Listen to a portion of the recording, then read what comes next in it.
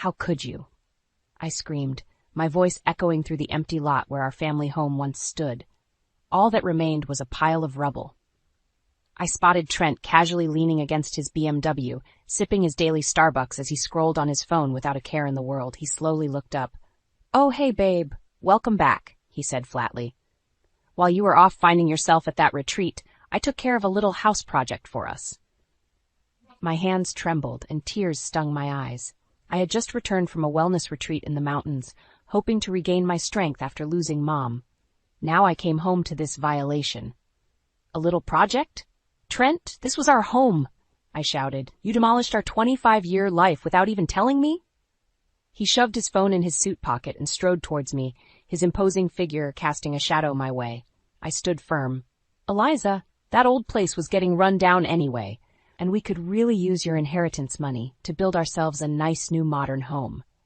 His voice turned from nonchalant to a growl.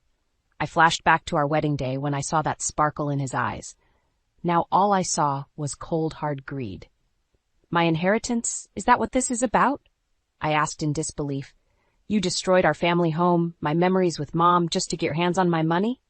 "Our money, or at least it should be." Trent fired back, his temper rising. "I'm fed up with you keeping everything separate. The inheritance, your savings. We're married. After everything I've given you, the luxury cars, the country club membership, our children's college funds, you owe me." I stood speechless, rage and heartbreak swirling inside me. This was the man I once loved with my full heart. Lucas and Sophie's father. Now he was a stranger consumed by avarice. "Trent, you supported this family because it's your responsibility, not some favor you did me. I was the one working long hours in the classroom while you wined and dined your CEO friends." My voice grew louder, bolstered by a lifetime's worth of suppressed resentment. "Well, one of us had to bring money into this family, though it seems teaching second graders doesn't pay like it used to," he scoffed. That tore it. I swung my hand swiftly, slapping him hard across the face. The sound cracked through the empty space where warm family memories once echoed. For a moment his face registered shock, then his lips curled into a menacing smile. "You'll regret that, Eliza," he growled, stomping back towards his flashy car. "That inheritance is mine. You can make this easy or difficult, but either way, I'll get what I deserve." I stood alone among the ruins of my life, my mother gone, my home demolished, my husband transformed into a monster. I had dedicated years to my family, putting their needs before my own. Now Trent threatened to steal my last ounce of security, convinced he was owed a cut simply for being my spouse. I sank down atop a pile of gravel that once supported our living room. This man thought he could scare me into submission, believing I'd back down as I always had. The old Eliza may have acquiesced, terrified of conflict and desperate to keep the peace. But losing Mom showed me how fragile life was. I refused to surrender myself any longer. Gripping a chunk of drywall that displayed Lucas's childhood height measurements, I made a vow. Trent underestimated my strength if he expected me to hand everything over. I would fight with my last breath to protect myself and my children. With tears drying and resolve hardening, I marched forward, the demolition debris crunched under my feet, remnants of the past, fuel for my future. I was battered but not broken. Now focused by righteous fury, I pulled out my phone to call the one person I knew would help. "Hello, Claire? It's Eliza. I hope you still have room on your caseload because I need the best divorce lawyer in town." Sitting across from Claire over lukewarm coffees, I delved back into memories I had long suppressed.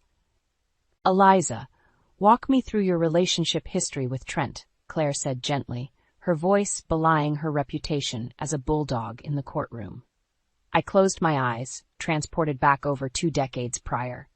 It was 1998, and at 23 years old, I was focused on kickstarting my teaching career. Trent was an up-and-coming sales executive I met through family friends. Confident and charismatic, he swept me off my feet quickly. We married within a year, and by 30, I had left my job to focus on raising our children full-time. It was always my dream to be a mom. Trent was thrilled, too. He wanted me home, tending to the kids, while he traveled for work. I strived to be the perfect wife and mother. My parents helped tremendously while Trent was away. We were a close, loving family, up until 6 months ago when we lost my father unexpectedly. My mother's health, then, took a sharp decline, following Dad's passing. "I'm so sorry, Eliza," Claire offered gently. "That must have been an incredibly painful time for you. How did Trent respond?" I sighed, anger rising as I replayed his apathetic behavior in my mind. Honestly, Trent grew increasingly impatient and cold. He hated that I was preoccupied caring for my grieving mother. He began making callous comments about me, playing nurse too much. Claire frowned, jotting notes on her legal pad. "And he provided no emotional support during this period?" "None whatsoever. If anything, he often compounded my grief with his cruel reactions." My mind drifted back to one piercing incident. Mom and I were reviewing some old photo albums together, laughing and crying as we relived nostalgic memories. Trent came home unexpectedly early from a work trip. "Ugh, is this what my house has turned into? A pity party patch?" he had grumbled. "Trent," I scolded, "have some compassion. Mom just lost her husband of 40 years. And I just want my wife back. This melancholy scene needs to end." He stormed off to pour himself a scotch. Mom's fragile smile had vanished instantly, replaced by resigned sadness. We didn't look at the albums again. I shook my head, drawn back to the present moment across from Claire. So there you have it. The man I once loved disappeared, consumed entirely by selfishness. And now? My voice quivered as I recounted the image seared into my mind of our demolished home, of Trent's unconscionable betrayal. Claire leaned forward, her expression shifting to righteous anger. "Don't worry, Eliza. We're going to make him pay." Over the next weeks, under Claire's counsel, I dug up documents, financial records, and Trent's vicious text messages. She was confident this evidence would land a favorable judgment. We sat across her wide oak desk reviewing our plan when Claire's phone lit up. She glanced at the screen and her eyebrows shot up. "Well, speak of the devil. It's a text from Trent. He says he wants to meet to discuss things civilly. He must have gotten wind that you lawyered up." Claire let out an icy laugh. My stomach churned, imagining his scheme. "There's no way I'm agreeing to some fake meeting just for him to intimidate me more." I know, Claire agreed. She stared pensively at her phone screen as a sly smile crept across her face. The wheels were clearly spinning behind her intelligent eyes. "Actually, Eliza, I have an idea." She leaned forward, resolve emanating from her. "What if we use this text to set a little trap for your scheming husband?" I nodded cautiously as she detailed a plan to meet Trent under the guise of good faith negotiations. But with Claire secretly recording the conversation, we could obtain hard proof of Trent's coercion and threats. My anxiety melted into tentative relief at the finally holding him accountable. As we wrapped up final preparations for the clandestine meeting, I turned to Claire, new confidence rising within me. "Let's do this. It's time for that snake to get exactly what he deserves." Claire smiled knowingly and put a steadying hand on my shoulder. "Showtime!" My hands trembled as I stared down at the text from Trent confirming our clandestine meeting spot, a discreet cafe downtown far from prying eyes. Though Claire and I had devised an airtight plan to expose his deceit, doubt still gnawed at my core. What verbal assaults awaited me? How far would Trent go to pressure me into relinquishing control of my inheritance? I steeled my nerves, refusing to let past anxiety dictate my actions now. With my family's legacy and financial future at stake, failure was not an option. I arrived early at the nondescript cafe and selected a quiet corner booth, my back to the wall for full visual coverage. I set my phone on the table, discreetly pressing record before concealing it behind a napkin. The bait was laid for Trent's inevitable tirade. Now confident our trap was set, I waited. Right on cue, 15 minutes late as always, Trent sauntered in, a smug look plastered across his handsome yet hardened face. I gestured politely to the seat across from me. Showtime. "Well, Eliza, isn't this mature of us to handle things civilly?" Trent offered with mock sincerity. I nearly gagged at his attempt to take the high road after demolishing our family home without notice. Instead, I offered a flat smile. "Yes, I think it's important we have an open and honest conversation about all this." Trent shifted, clearly unsettled by my nonplussed reaction. He was likely expecting a much more volatile response he could redirect with manipulation as he had done so many times before. "Good. Let him squirm a bit." I broke the silence after an awkward beat. "I'll cut right to the chase, Trent. Are you willing to negotiate fairly on separation terms? I kept my tone cool yet firm. At this, Trent sneered. The polite facade instantly melted away. Separation? He spat the word. You must be joking. I hope you're not expecting me to agree to anything that compromises my financial future. Compromises his future? Typical Trent. Money and status were all that mattered to him. Certainly not family. I pressed on calmly. I'm talking about splitting things equitably between us. Surely we can be reasonable adults. Trent pounded his fist on the table, rattling the coffee mugs and startling patrons at other tables. No, Eliza, I will not agree to walk away empty-handed. Not after wasting the prime of my career on this lackluster marriage, he jabbed bitterly. You will sign over your inheritance, or I'll make you regret ever threatening this divorce. And there it was, no pretense anymore about preserving our family or saving our marriage. Trent laid bare his singular goal, getting his greedy hands on what he felt he deserved. Behind his macho threats, though, I detected desperation. His future fortune and reputation were at stake if he couldn't manipulate me into conceding. This time he underestimated my resolve. I kept my tone measured. Are you quite finished with your tirade? Because nothing you say will coerce me into just handing everything over. I'm fully prepared for a legal battle. Trent's face reddened, his temper rising.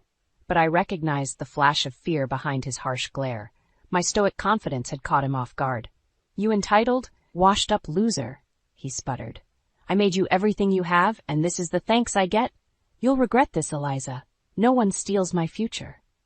With that, Trent shoved his chair back forcefully, grabbed his jacket, and stormed out, steaming. My hands were trembling again, though this time with relief and triumph. I grabbed my phone, hands shaking, to stop the recording. Not only did I hold firm in my refusal to cave to his threats, I now had them all on tape. No more hiding behind a charming veneer. The world would soon hear Trent's true venomous nature. For the first time in months, I broke into a grin.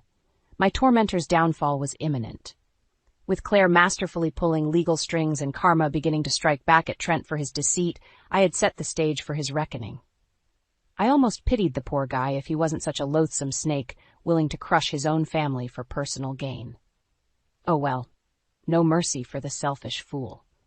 After settling my bill, I strode confidently out the door towards a future that shined brighter by the minute.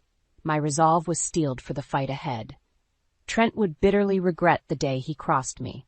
I sighed, seeing the caller ID flash Trent for the third time that morning. After ignoring his barrage of petty texts, he was apparently resorting to voice messages to vent his frustration. My finger hovered over the decline button when a thought struck me. Trent's behavior had become increasingly erratic and abusive. Building a record of evidence couldn't hurt for the looming legal battle. I answered coolly, "What do you need, Trent?" His voice came through the speaker shrill and commanding. "We need to discuss funeral arrangements for your mother. I already contacted my preferred venue and caterer and put a deposit down. I figured you'd be too emotional to handle planning." My breath caught in my throat. The audacity after months of dismissing my grief, now assuming control and decision-making because I was too hysterical? I managed a terse response. "Actually, Trent, I've already made arrangements with Mom's church and her closest friends are helping coordinate everything. But I'm sure your caterer refunds deposits if you ask nicely." I couldn't help the subtle jab, indicating his presumptuous planning was not required or appreciated. An exasperated sigh followed by a lengthy pause echoed from the phone. When Trent spoke again, any veil of compassion had vanished, revealing biting contempt. "You always were helpless when it came to executive decisions. I don't know why I'm surprised you'd leave the planning to a bunch of old church biddies barely clinging to life themselves." I clenched my phone tightly, holding back a spew of enraged curses. "Breathe, Eliza." His cruelty, shocking as it may sound on tape, could be critical evidence if he tried claiming I was the bitter, unreasonable one later. I responded evenly. "I'm organizing this funeral in alignment with Mom's wishes, something you never bothered to learn in 25 years together. She will be honored respectfully. Please just let me handle this, Trent." Another tense pause followed. For a moment I thought he may have hung up. Then came a chilling, clipped reply. "Fine, Eliza. Throw your quaint little funeral tea party. but don't expect me to stand around making small talk with those religious fanatics, and not a penny extra from my accounts." The line clicked dead. I released a shuddering breath and collapsed onto our bed, which Trent had strategically left stripped of all bedding. Even in death, he continued finding new psychological torture methods. Over the next days, his cruelty only crescendoed.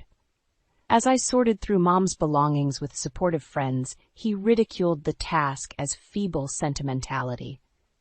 When our son Lucas came to help with cleaning, Trent's calm facade broke. "Don't you have exams to be focusing on instead of wasting time on redundant housework?" he had berated our stunned son. All this could have simply been hauled off to Goodwill instead of drama queen Eliza's tedious emotional purge. Lucas retreated from the house quickly after that, clearly pained by his father's escalating bitterness. My heart broke envisioning the distance growing between Trent and the children. He was willing to sever even these bonds in his rabid pursuit of assets and pride. The day of Mom's funeral arrived, gray and weary, mimicking my turbulent mindset. As I dressed in a simple black gown, Trent emerged shirtless, sipping his morning beer. His appearance mirrored the disregard he had shown Mom even while alive. "Give my well wishes to the brainwashed Bible Brigade," he offered snidely. Hot tears stung behind my eyes. I slipped silently out the door into the drizzling rain. The showers disguised streaming tears as I drove to the church. Surrounded by true loved ones there, the service was filled with tender moments, honoring Mom's generous soul. Trent's absence went largely unnoticed. While it pained me he had abandoned us at this sacred time, Trent's recurring callous treatment solidified my will. Any lingering hesitation to push forward on severing ties vanished. His efforts to intimidate me into obedience had only affirmed suspicions of abuse for years. Now, with clear-cut proof, I was determined to fight back legally. As we laid Mom's rose-adorned casket to rest beside Dad, the rain subsided, leaving glimmering puddles in the cemetery grass. The clouds parted, revealing hints of hopeful blue skies beyond life's storms. Gazing into the light, I knew Mom and Dad were cheering me on proudly, and Trent's reckoning awaited on the horizon. Sitting across from Claire, reviewing the latest legal documents, I finally felt empowered and in control. Though Trent continued his petty power moves, I now had the law on my side. "With the testimony and evidence you've provided, we've compiled an ironclad case," Claire assured me, gathering up papers into a leather folio. Her fiery confidence fueled my own. "I'm certain the judge will rule in your favor regarding financial separation, and with documented proof of emotional abuse, you'll easily be granted full custody of your children." A wave of relief washed over me at this prospect. Securing Lucas and Sophie's well-being through the volatile divorce was my priority. Trent's influence had become downright toxic. Protecting them legally would provide peace of mind. "You've worked wonders, Claire," I offered sincerely. "I honestly don't know if I could have come out on top in this fight without you navigating the complex legal channels." Claire smiled humbly, handing me copies of the documents.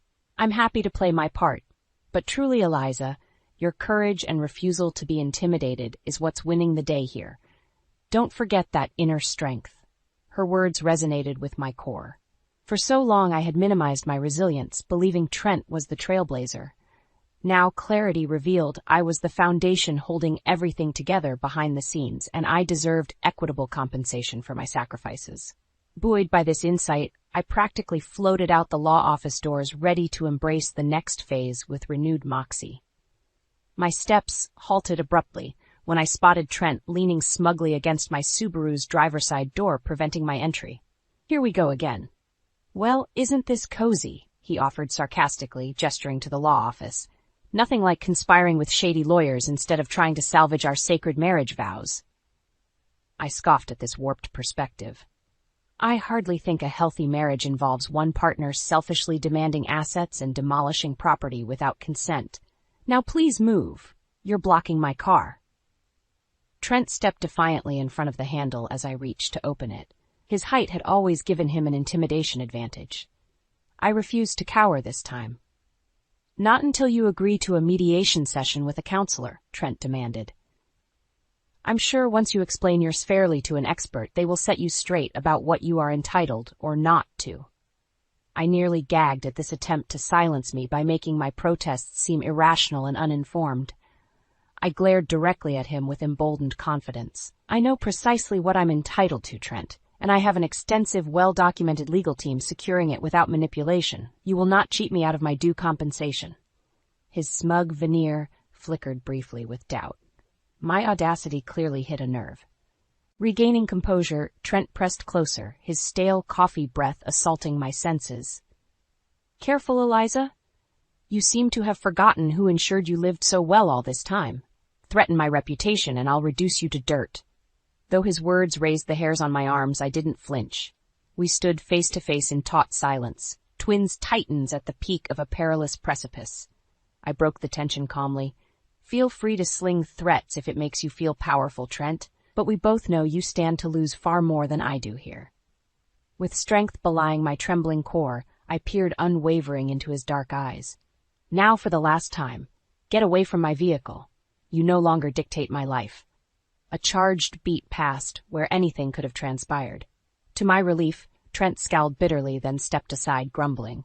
I maintained vigilant composure despite quaking inside, safely driving off without glancing back. Maintaining courage through intimidation tactics was not easy, but I realized the breadth of my fortitude, and nothing was stronger than a determined woman protecting her interests against a greedy bully. Game on, Trent. Your reckoning awaits. I tapped my foot impatiently, glancing between my watch and the imposing courthouse doors.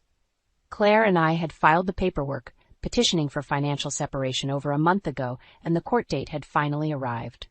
Yet despite the early hour, Trent was characteristically late, no doubt a feeble attempt to regain control by making me wait anxiously.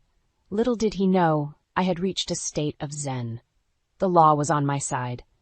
15 tedious minutes later, Trent came swaggering up the marble steps, not a hair out of place in his arrogantly confident power suit. I offered a cordial smile. Nice of you make an appearance, Trent. Shall we proceed? He bristled at my unruffled demeanor, but nodded curtly. I led the way into the expansive courtroom as we took our respective places at the defendants' tables. Claire entered soon after, flanked by our other legal aides, nodding reassurance. I kept my breath steady, visualizing victory as the bailiff called court into session. This was it, Judgment Day, for Trent's deceit. The proceedings commenced efficiently, with Claire masterfully presenting our evidence of emotional abuse and financial coercion. The judge listened solemnly, eyes widening at particularly shocking voicemails from Trent maligning my character. I had to hand it to Claire. She had crafted an utterly unimpeachable case. After what seemed an eternity, the judge cleared her throat, peering sternly over spectacles. In light of the comprehensive evidence provided, I hereby grant the petition for dissolution of shared finances. All assets and inheritance shall remain exclusive property of Eliza, the plaintiff. I nearly collapsed with relief and triumph. Glancing to my right, I noticed Trent turning a shade of crimson I hadn't witnessed since Sophie's terrible twos tantrums. Veins bulged from his neck as he sputtered incoherently, trying to interject. The gavel pounded authoritatively, silencing him. Sweet victory. Additionally, in consideration of documented mental abuse, I'm granting Eliza full legal and physical custody of both minor children, the judge continued firmly. At this, Trent slammed his fists furiously on the tabletop, sending pens flying wildly. This is outrageous, he roared, spit flying. That money is rightfully mine, and you can't take my kids, Eliza. Before the bailiff could react, Trent sent the defendant's table crashing onto its side with a violent shove. He fixed his crazed eyes on me, shouting accusations as security restrained him. Rather than engage, I simply gathered my belongings calmly as he was dragged out, kicking and screaming. You've made a grave mistake, he hollered among straining security guards. I'll take back what's mine, Eliza. This isn't over. His lasting threats echoed down the marbled hall as I strode out to meet Claire with a confident smile. Congratulations, Eliza, Claire grinned as we stepped into sunshine beyond the imposing columns. You are now a very wealthy, single woman. And Trent's hysterics surely didn't help his appeal to the judge. Well done maintaining composure. I let out a deep exhale, feeling years of anxiety and oppression lifting away. Thank you sincerely. I couldn't have navigated this without your counsel. In more ways than one, I chuckled. We exchanged relieved embraces before Claire headed off to handle newly freed-up caseload. Meanwhile, I slid into my Subaru's driver's seat, finally feeling its true owner. Trent's desperate threats didn't faze my cooler state of mind. His burst of outrage proved powerless against the justice system, securing my rights irrevocably. Any sway he once held over me was crushed under the mighty gavel of truth. I turned the ignition key, feeling renewed energy course through the previously strained vehicle. Trent had monopolized the driver's seat of my life for too long. But with his recklessly controlling hands finally off the wheel, I cruised eagerly onward down the open road toward independence. "Mom, that creme brulee was amazing!" Lucas grinned, leaning back contentedly after our celebratory dinner at the upscale French bistro. "We definitely have to come back here." I smiled at my son, who was home on a short break before summer internships ramped up. With Trent temporarily absent from family life, the cloud of tension had lifted. Sophie squeezed my hand affectionately from across the table. "I'm so proud of you for standing up to Dad, Mom. You deserved that win in court," she offered sincerely. I swelled with gratitude to have my children close again without fear of callous comments shattering tender moments. As we strolled outside the restaurant, Lucas suddenly gripped my arm, nodding towards the bar next door. There sat Trent, half-slumped on a stool, staring numbly at CNN, blaring predictions for an upcoming economic recession. Even from a distance, his unkempt appearance revealed a broken man. I felt Sophie's hand tense on my shoulder. "Let's go, Mom," she urged gently. I paused, taking in the scene of my once formidable opponent, diminished to a drunken shell of spite. His legacy and reputation apparently lay in shambles, much like the remains of our demolished home. Investors and elite executives had shunned him after his court outburst made salacious headlines. Rumor was his assets had taken a significant hit in the latest stock market plunge as well. The community backlash only amplified his downfall. "Karma's a beast, eh, Trent?" Lucas muttered. Seeing his disheveled father still sparked sadness behind the resentment in Lucas's eyes. Sophie linked her arm through his comfortingly as they walked ahead to gather an Uber. I stood frozen, gazing upon the aftermath of Trent's greed and hubris. Claire was right. He had far more to lose than me by refusing to compromise. Now every manipulative scheme and sociopathic threat had come crashing down in a brutal reckoning. Hard times humbled even the proudest titans. Though my righteous anger towards Trent persisted, witnessing his self-destruction awakened traces of pity amongst the bitterness. Perhaps if he demonstrated true remorse and sought help for underlying issues driving his egocentric worldview. My sympathetic pondering was cut short when Trent glanced up blearily from his drink. His bloodshot eyes registered rage seeing me. He rose unsteadily and staggered over, wearing a twisted smirk. "Come to gloat, have you?" He slurred, whiskey breath assaulting my senses. "Little Miss Righteous Victor." Trent wobbled, but spite sharpened his words. I stood calmly, meeting his hollow glare. "No, Trent, just heading home after dinner with our kids, actually. I do hope you'll get the help you need." Before I could finish, Trent erupted in a spit-flying diatribe. "Save your sanctimonious talk. This is your fault, Eliza. Your petty comeuppance threats me destitute and despised." He swayed aggressively closer. "I lost everything because of your self-centered vengeance." Sensing the confrontation escalating, I stepped cautiously back, gesturing to the approaching bartender for assistance. Trent was clearly beyond logical exchange in his inebriated rage. His unhinged tirade continued, attracting shocked attention from passers-by. "Mark my words, Eliza. I will get even. Your little celebratory parade ends now." He lunged towards me as the bartender grabbed him. I retreated quickly to where Lucas and Sophie stood horrified. Police sirens wailed from down the street, responding to calls about the disturbance. "Let's go home," I urged, ushering my shaken children away from the nightmarish scene. Glancing back, I glimpsed Trent being shoved into a squad car, drunkenly raging about comeuppance as they sped away. The vengeance Trent had poisonously plotted was now his own ruin, woven by greed. And despite his threats, watching him fade, unhinged and unwell in flashing police lights, I pitied more than feared the broken, bitter man. A year had passed since that tumultuous night, witnessing Trent unravel completely. His drunken threats persisted for months between jail sentences and court-ordered rehab sessions. But word was he had finally accepted a lenient sentence at an upstate center specializing in anger issues and financial disorders. With Trent's toxicity no longer poisoning my home space, I began envisioning how to rebuild, starting with restoring the literal foundation he had callously crushed. On a refreshingly mild Saturday morning, I stood smiling with Lucas and Sophie on the vacant lot where our family home once stood sturdy for decades. Claire snapped photos capturing the hopeful moment as we broke ground to construct a new dwelling, not haunted by residual darkness. "I'm so proud of you, Mom," Sophie repeated, squeezing my shoulder. "This is a fresh start for all of us." I surveyed the space, buzzing with construction crews hauling lumber, while Lucas and I discussed potential layouts. Trent's devastating demolishment had crushed more than bricks and mortar. But rising resilient from the rubble, I would forge new sanctuaries for my children, devoid of oppressive shadows. Over the next year, tangible rebuilding progressed in tandem with inner healing. With each golden beam raised and brick mortared in place, I sensed our spirits mending as well. Soon the lingering wounds from Trent's destruction would be more scar tissue than open gash. On a crisp autumn afternoon, I gathered with loved ones to celebrate the finished product, a gorgeous contemporary farmhouse blending vintage charm with sleek upgrades. Sophie and Lucas had invited college friends. Supportive relatives filled the home with infectious laughter. As caterers circulated with champagne to commemorate the occasion, I paused to admire photos adorning the fireplace mantel. Images of my parents smiled down, filled with eternal light and love despite their earthly absence.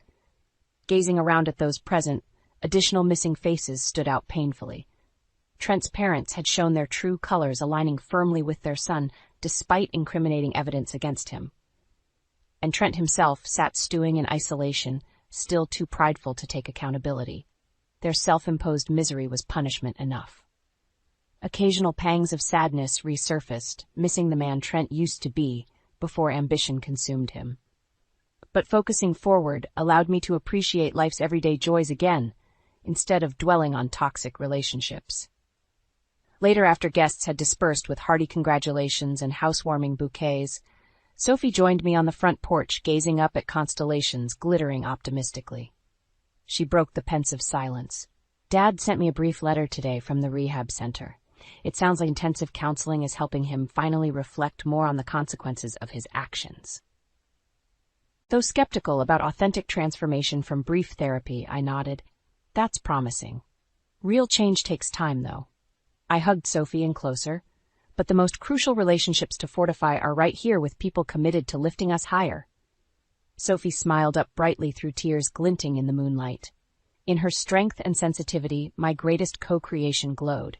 She would perpetuate cycles of compassion, not malice. Together we sat in meditative silence, connected to forces intricately crafting redemption from ruin. Though scars remained, Trent's corrosion had only illuminated my resilient spirit. His darkness merely fertilized future flowers determined to keep blooming.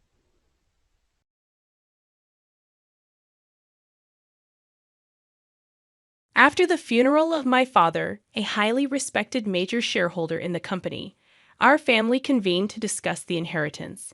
In the meeting, my brother-in-law, Jason, unexpectedly asserted his opinion.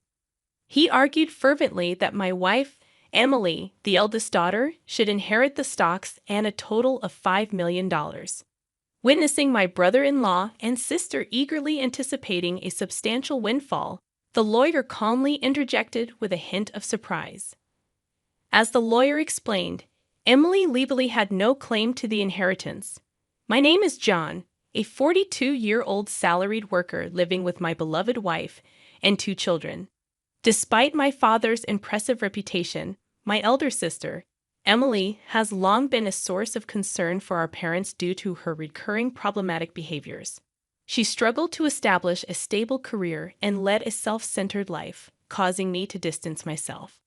Over time, my discomfort grew, particularly when Emily, at the age of 50, abruptly brought home a much younger man named Alex and announced her intention to marry him. Despite Alex's attractive appearance, he exuded an irresponsible air that did not sit well with me. Emily shamelessly sought wedding funds from our father, quickly squandering them. Her audacious demand for more funds further distressed our father, who faced health issues. Eventually, our father succumbed to an illness, leaving us grieving his sudden demise. I took charge of the funeral arrangements while my sister, true to form, distanced herself and refused to contribute. In the aftermath of the funeral, as my mother and I were still grappling with our grief, the lawyer arrived to discuss the inheritance. To our surprise, Jason and Emily barged into the discussion, claiming that Emily, as the eldest daughter, was entitled to the stocks and a $5 million inheritance. Jason's triumphant demeanor shocked us, and he boldly asserted that we should not think about using the funds as we pleased. Both my mother and I were bewildered, having been unaware of the will left by our father. As Jason reveled in the prospect of newfound wealth, Emily, dissatisfied, questioned the lawyer's statement. However, the lawyer clarified that Emily had no legal right to the inheritance. This revelation left both my sister and brother-in-law with astonished expressions. Emily, displaying her anger, raised her voice, insisting that it was impossible. The lawyer further disclosed that Emily was not the biological daughter of the deceased. Emily turned to our mother with an intense gaze, seeking confirmation. At that moment, my mother wore a complex expression, seemingly unable to find the words to address the shocking revelation. I had always been aware that Emily and our father were not biologically related, but it appeared she was completely oblivious to this fact. Confused, Emily began shaking our mother's shoulders, pleading desperately, "Mom, what does this mean?"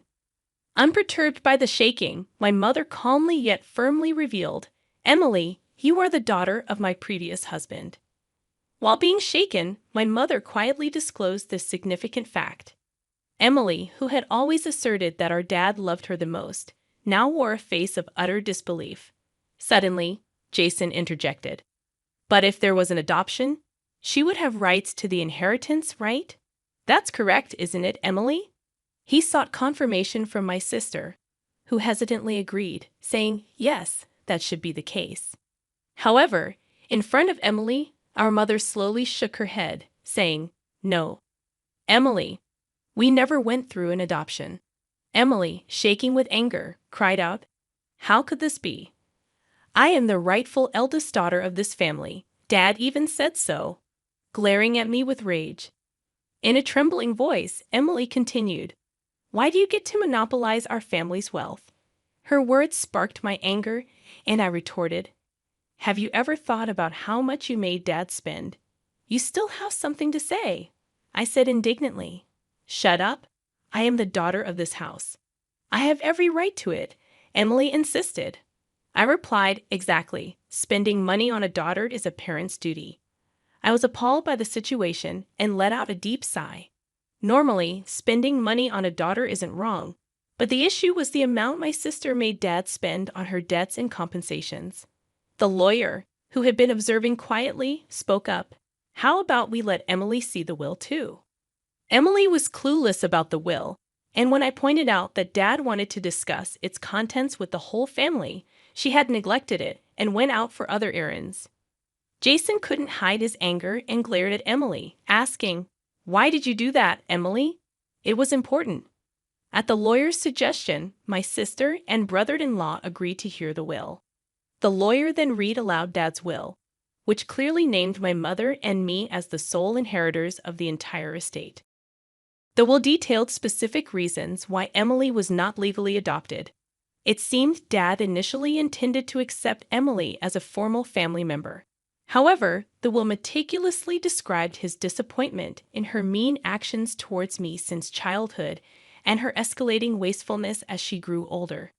Emily was shocked and lost for words, confronted with the reality of having no inheritance rights. "What does this mean, Emily? Were you deceiving me, making me believe we'd become rich?" I asked. Left behind, Emily glared at us with a face full of anger, questioning my mother. "Why didn't you adopt me? Why does Mom get the inheritance?" I had always been aware that Emily and our father were not biologically related, but it appeared that she was completely oblivious to this fact. Confused, Emily began shaking our mother's shoulders, pleading in a desperate voice, "Mom, What does this mean? Unperturbed by the shaking, my mother calmly yet firmly replied, Emily, you are the daughter of my previous husband. While being shaken, she quietly disclosed this significant fact. Emily, who had always taunted me with claims that Dad loved her the most, now wore a face of utter disbelief. Suddenly, Jason interjected, But if there was an adoption, she would have rights to the inheritance, right? That's correct, isn't it, Emily? Seeking confirmation from my sister. Yes, that should be the case, Emily replied. However, in front of Emily, our mother slowly shook her head.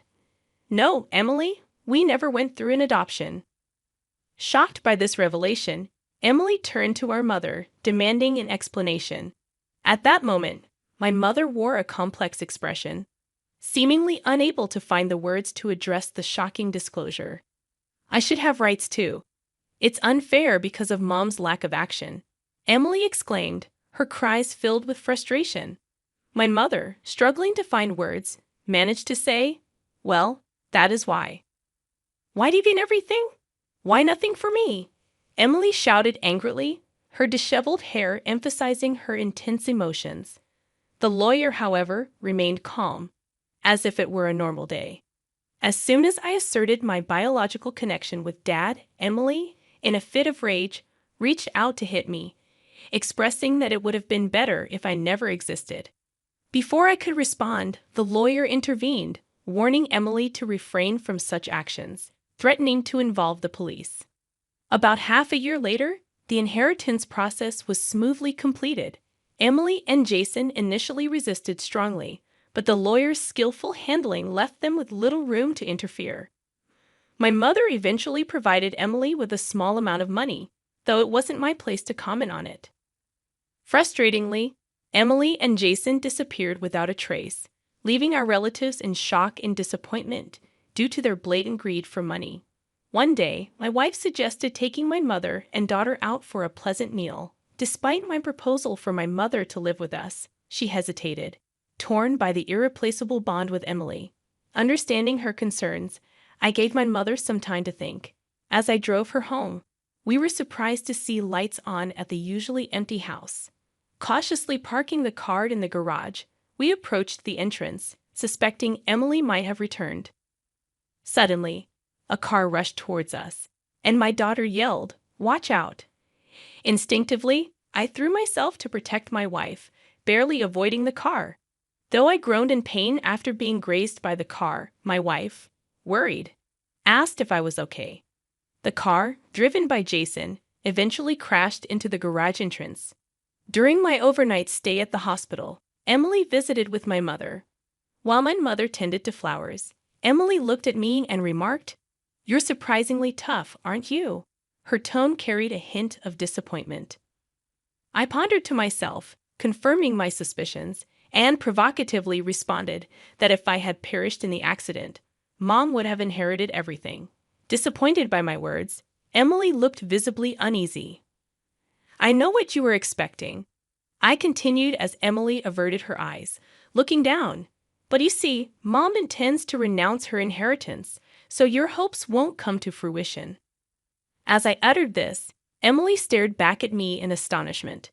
It seemed unfathomable to her that someone would willingly relinquish what they could receive. "I have a wife and kids, so Mom says the inheritance should go to them. That's what a parent should do," I explained, anticipating Emily's objections. But Emily started to object, her words trailing off. "I've made a will early, following Dad's example. Unfortunately, the inheritance that I should have will no longer go to Mom," I added. At these words, Emily shivered, unable to hide her agitation. Unable to conceal her anger, Emily raised her voice, demanding a share of the $5 million inheritance. When I firmly refused, Emily, filled with rage, grabbed my collar, insisting I should give her at least half since she was my real sister. Despite her loud pleas, I looked at her with sympathy. Such greed is what disappointed Dad. "Don't you understand that?" I spoke calmly. Emily's face rapidly turned red, and she reached for my throat. At that moment, my mother returned to the room and yelled at Emily, asking what she was doing. Hearing her shout, the nurses, summoned by the nurse call, escorted Emily out of the room. Though my mother seemed to try to protect Emily, she left, showering her with cold words. Where did I go wrong in raising her? My mother murmured in a pained voice. Soon after, we discovered that my mother had fallen ill. Pained by her weakening state, we started helping with transportation and housework. This, apparently, infuriated Emily, who probably heard it from our mother or encountered my wife when she came to ask for money. One day, out of the blue, Emily contacted me on my cell phone, stating that they would take care of Mom from now on, and I didn't need to come anymore. Confused, I asked her to explain the sudden decision, expressing deep concerns about leaving Mom's care to Emily, who could hardly manage household chores, let alone care for a sick person.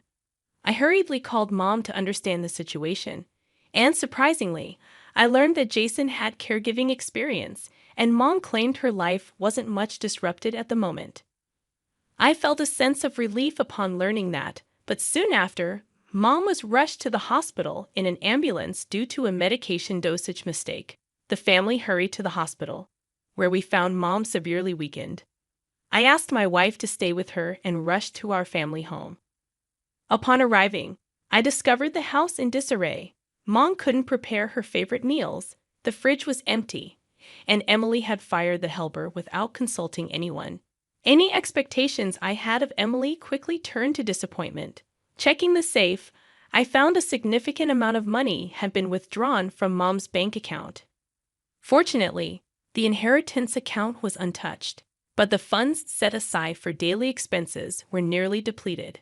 Swiftly gathering necessary items such as bank books, cards, and seals, I returned to the hospital to explain everything to Mom and discuss our next steps. Emily, unaware of the bank book issue, was shocked, but her reaction darkened when I mentioned the medication mistake was something Jay had prepared. I suggested to Mom that it would be better not to let Emily into the house anymore, expressing my concerns about the house's terrible state and Mom's apparent weight loss. I warmly suggested that we live together in a new house. Mom burst into tears at these words, crying intensely. However, Mom's condition worsened, and despite the doctor's best efforts, she passed away heartbroken over Emily's actions. When I returned to the family home to prepare for Mom's funeral, I discovered that all the valuables were gone. It appeared that Emily and her financially struggling husband had taken them. Seeing the empty house filled me with shock and anger, and I resolved firmly to make things right. The day after Mom's funeral, I met with Emily and the lawyer at the law office to discuss the inheritance. Emily, filled with a sense of superiority, confidently declared her right to receive Mom's inheritance. Unable to contain my laughter at her misunderstanding, the lawyer solemnly announced, "Let's take a look at the will," and broke the seal. Emily's face drained of color when the contents revealed that she was not to inherit anything. Jason, showing his fury, demanded an explanation. "What does that mean? She's her daughter. You can't trick us. Hand over the inheritance now." Jason, shaking with anger, pounded the table. I calmly questioned him. "Jason, did you do something to Mom?" "I did no such thing," he retorted dismissively. "Then why was the usual medication mistaken?" I pressed, but Jason brushed it off, saying, "That's irrelevant, John. It's impossible that I don't get any inheritance. What did you do? I can't pay the mortgage for my apartment now." Shocked by his words, I realized that Emily had been counting her chickens before they hatched. Even though she hadn't appeared immediately after hearing of our mother's death, Emily, unable to hide her desperation, pressed the lawyer, "Is there really nothing?" The lawyer sighed deeply and confirmed, "Yes, the will is as it states." Explaining the legal aspects, he revealed that after deducting the amounts Emily had withdrawn and sold off without permission, the inheritance was practically non-existent. In reality, this situation was part of a plan I had discussed with the lawyer beforehand. Emily, astonished, protested vehemently, refusing to accept reality. She expressed her dissatisfaction, but I harbored strong resentment towards Emily, who only leeched off others without working. just to take the money when Mom was delighted, believing that Emily would take care of her. Caring for someone requires money. You wouldn't understand that, I lashed out. At my demand to see the expenditure details Emily had used for Mom, she trembled, realizing there were no receipts to acknowledge those claims. Jason tried to sway the situation in his favor, but I refused his request, openly admitting the mistreatment I had endured from Emily. I stated firmly, I'll be taking legal action regarding that accident. Taken aback, Jason turned pale, realizing his slip. I explained that we had gained consent for recording the meeting in advance. Emily cried out in agony, realizing the consequences of their actions.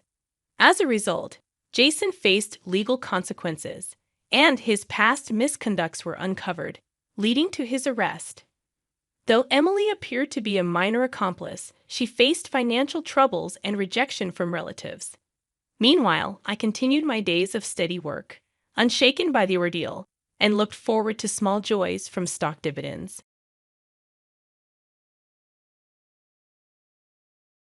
My grandson David faced his inaugural winter this year, marked by a record cold day according to the weather report. Concerns for David and his mother, Yvonne, crept into my thoughts.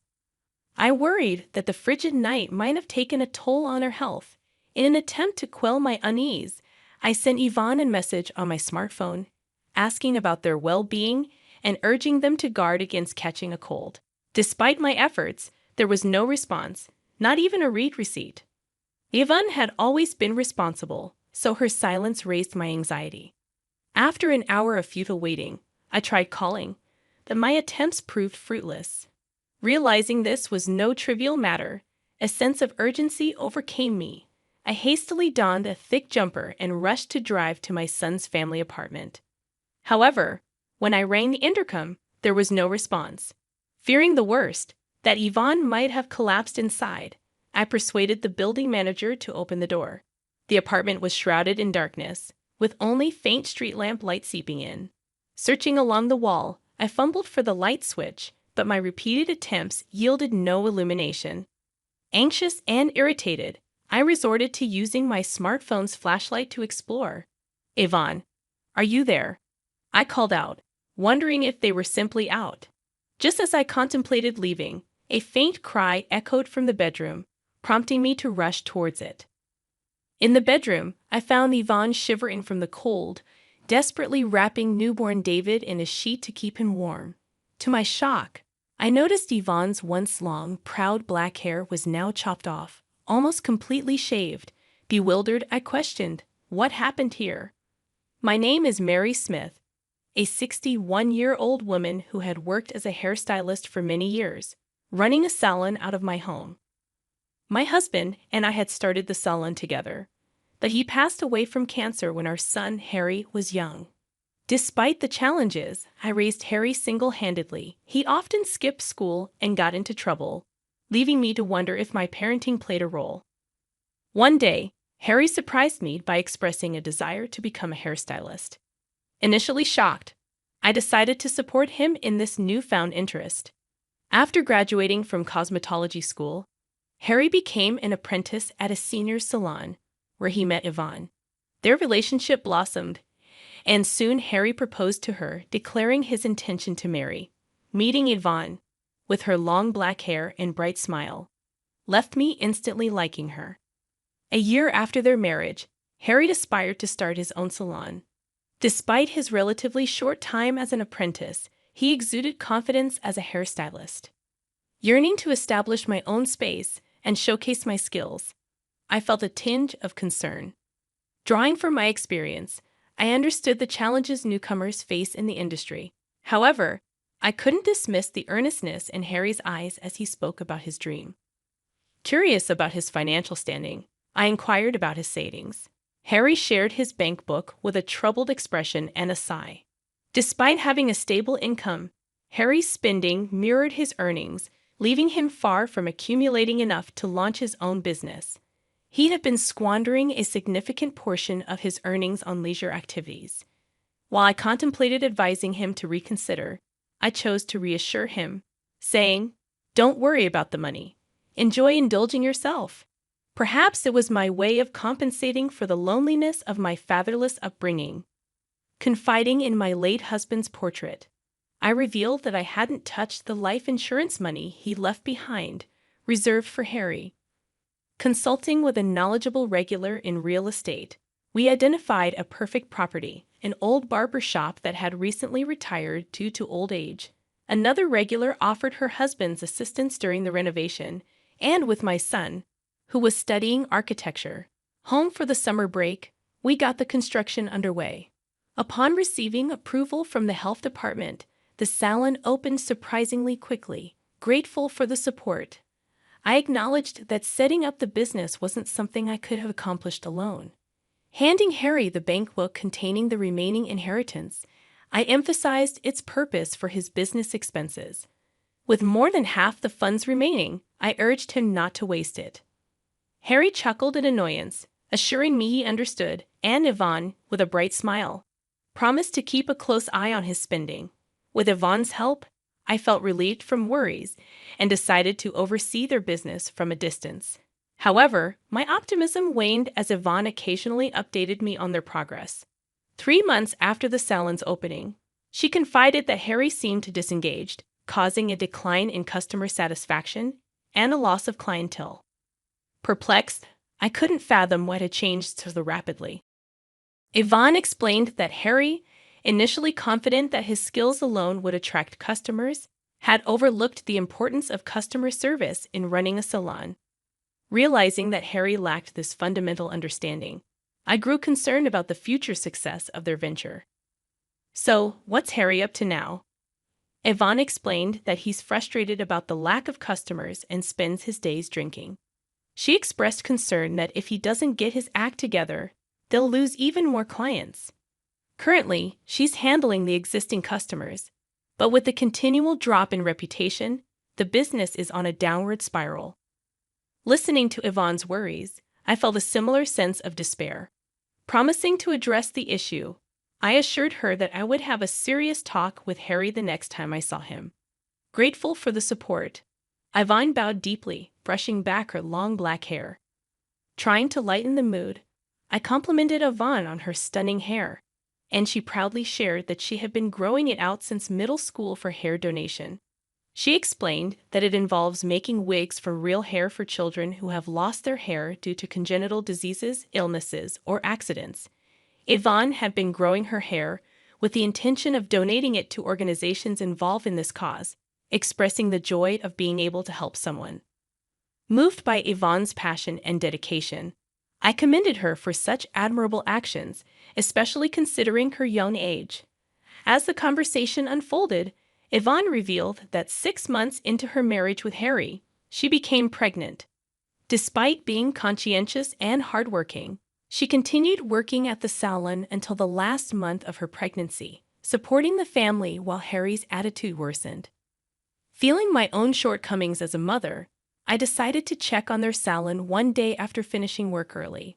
I encountered Harry as he was about to leave for a drink, dismissing the lack of customers as normal. Attempting to make him realize the impending fatherhood, he shrugged it off and left. Inside the salon, I found Yvonne cleaning the floor, having managed just one customer that day. Despite her exhaustion, she smiled brightly. Concerned about her well-being, I sternly emphasized the importance of proper nutrition, especially for the baby. Yvonne teared up and thanked me, expressing gratitude for the support.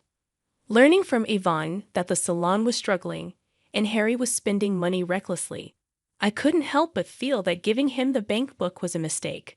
The situation seemed dire, and I couldn't shake the frustration and disappointment in Harry's lack of responsibility during such a crucial time. I found myself regretting my decision. Despite being occupied, Yvonne never neglected her hair care. As she gently stroked her belly, she expressed her desire to teach her child the joy of helping others. It dawned on me that I wanted to support her, especially since my son wasn't contributing much. Recognizing my shortcomings in raising my son, I decided to assist Yvonne at their apartment. Acknowledging the inconvenience, Yvonne would apologize, but I assured her not to worry and encouraged her to focus on the baby. I felt responsible for not raising my son properly, leading to Yvonne's suffering. It seemed like my way of atoning for my past mistakes. Towards the end of summer, Yvonne went into labor earlier than expected, and she was rushed to the hospital. Unfortunately, Harry was nowhere to be found, unreachable despite my attempts to contact him. I sent messages, but there were no replies, not even read receipts. It left me bewildered about his whereabouts during such a crucial time. With Yvonne's parents no longer around, I became the sole person there for her. I reassured Yvonne during the challenging childbirth, providing encouragement as she bravely faced the process.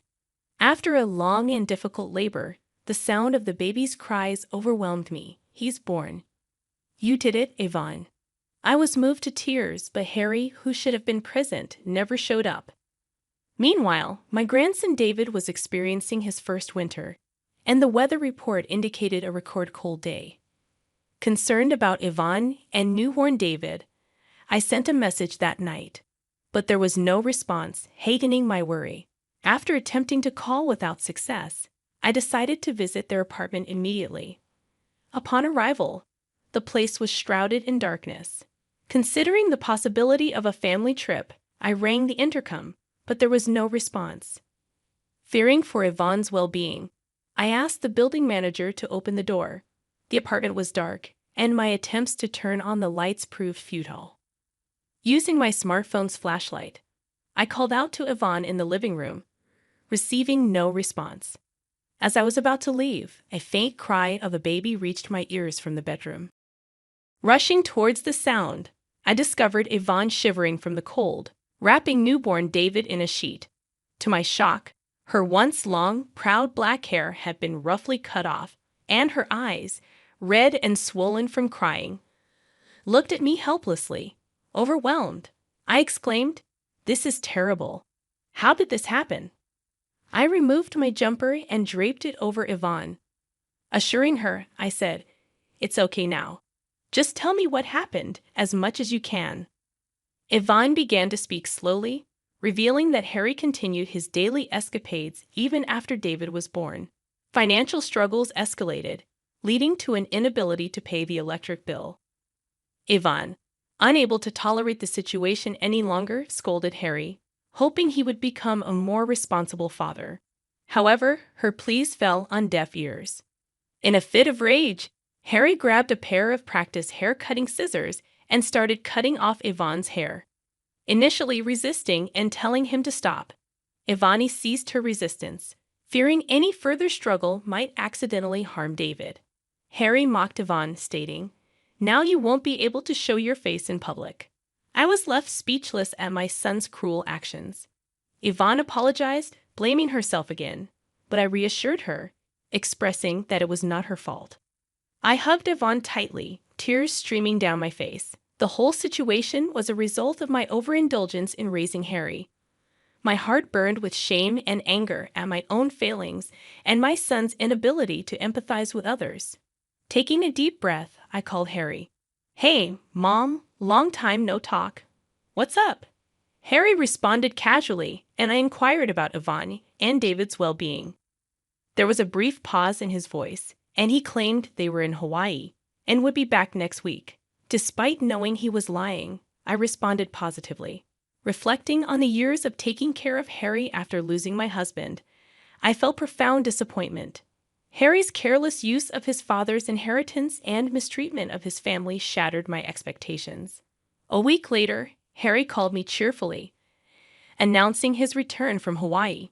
Pretending to be the caring son, he mentioned souvenirs, but my heart was no longer deceived by his act. Informing the building manager of my plans, I decided to take Yvonne and David back to my house. I made calls to every possible place. An hour later, Harry called, announcing his arrival at the airport. Despite his cheerful demeanor, my heart was wary. When a taxi pulled up in front of the apartment, Harry, displaying tan lines from sunglasses around his eyes, struggled with the key, realizing it wouldn't fit the lock. Frustration etched across his face. He exclaimed, "What's going on here?" I approached him quietly from behind, wearing a smile that masked the boiling anger in my heart. Did you enjoy your trip to Hawaii?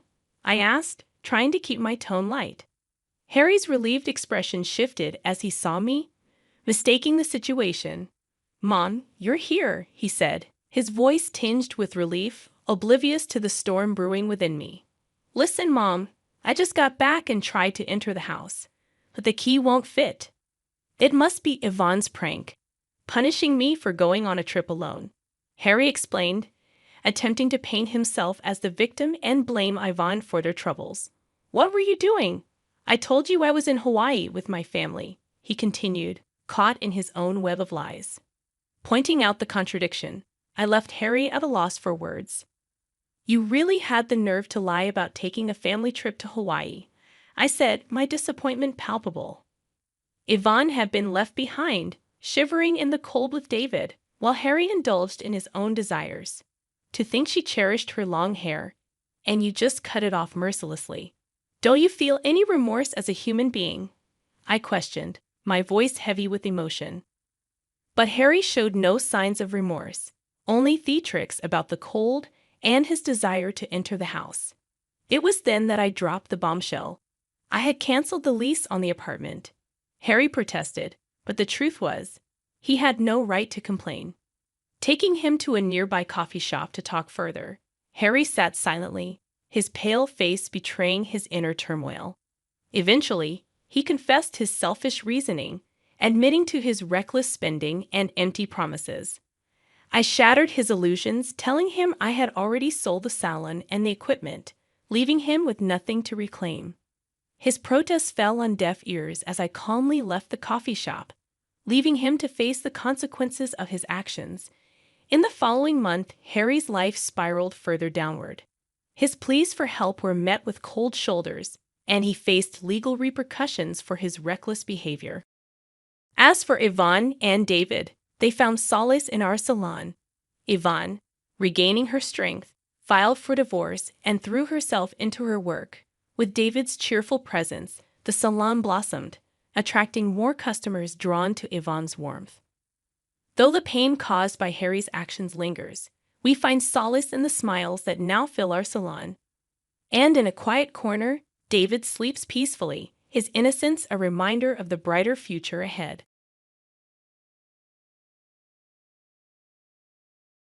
My mother suffered a stroke, and if it's severe, she may lose the ability to walk or require daily care. The day after receiving this distressing news, I returned home to find my husband Jake and my mother-in-law engaged in conversation in the living room. Tears welled up in my eyes as I shared the situation with them, but Jake's response was unexpectedly cold. What are you talking about? She's elderly, right? Shouldn't we just leave her care to a facility? He callously remarked. You must be joking. She's my only mother. I responded, searching for the right words. However, my plea was met with a dismissive attitude. You're already a part of this family, right? You shouldn't get involved in your family matters. Even if there's an expense, we can't bear it. My son is right. I wish that old woman would just pass away soon, added my mother-in-law. Those words shook me to the core. I might have endured such remarks if they were directed at me, but I couldn't forgive the insult towards my mother. In that moment, I silently vowed to myself that someday I would find a way to stand up to these two. That opportunity presented itself a year later. I, Lisa Furr, was a 29-year-old housewife. Prior to living with my mother, I had dedicated myself to a successful career at a major company. My father's sudden demise from illness left only my mother, Susan, to be my constant support. In my heart, she held a special place. Her warm embraces and unwavering strength were a daily reassurance. Despite not leading a lavish life, my mother took on various part-time jobs to provide everything I needed, including tuition for hobbies and classes. Driven by a deep desire to one day offer her a comfortable life, I studied diligently and eventually secured a position at the company of my dreams. When my employment was confirmed, my mother shared in my joy by embracing me. I'm so glad your dreams have come true, she expressed her genuine happiness. Jake Fuller, who later became my husband, was my first mentor at the new job. He guided me through the intricacies of the role, and our mutual trust deepened. As we started having dinner together more frequently, our emotional connection naturally grew. Following his passionate confession, our relationship evolved into a romantic one, and we began dating. Jake was assertive and experienced, leading our relationship with confidence. At 26, he made a significant proposal. "Lisa, would you start a new chapter with me? I promise to make you happy." "Thank you, Jake. I'm truly overjoyed," I replied, accepting the radiant ring he offered. As I slid it onto my finger, a profound sense of happiness enveloped me, and Jake gazed at me with deep intensity. "Lisa, how do you think we should tell your mom about our marriage?" "Well, I believe no matter how we put it, she'll be overjoyed. After all, she genuinely wants the best for us," I replied, nestled in Jake's embrace as we admired the twinkling city lights, feeling like we were on cloud nine. A few weeks later, the moment arrived to share our engagement news with my mother. As we made our way to her home, a mix of excitement and nervousness filled my heart. When we finally broke the news, her eyes immediately welled up with tears of happiness. "Lisa, it feels like a dream. Congratulations from the depths of my heart." "Thank you, Mom." "Please don't cry," I urged gently. "Jake, promise me you'll take good care of my dear Lisa. Ensure she experiences the happiness that outweighs any hardships she's faced," my mother implored, her words resonating deeply with Jake, who nodded earnestly. "Absolutely, I will treasure our future together," Jake vowed, his sincerity evident. Witnessing the heartfelt exchange between my mother and Jake filled me with immense joy.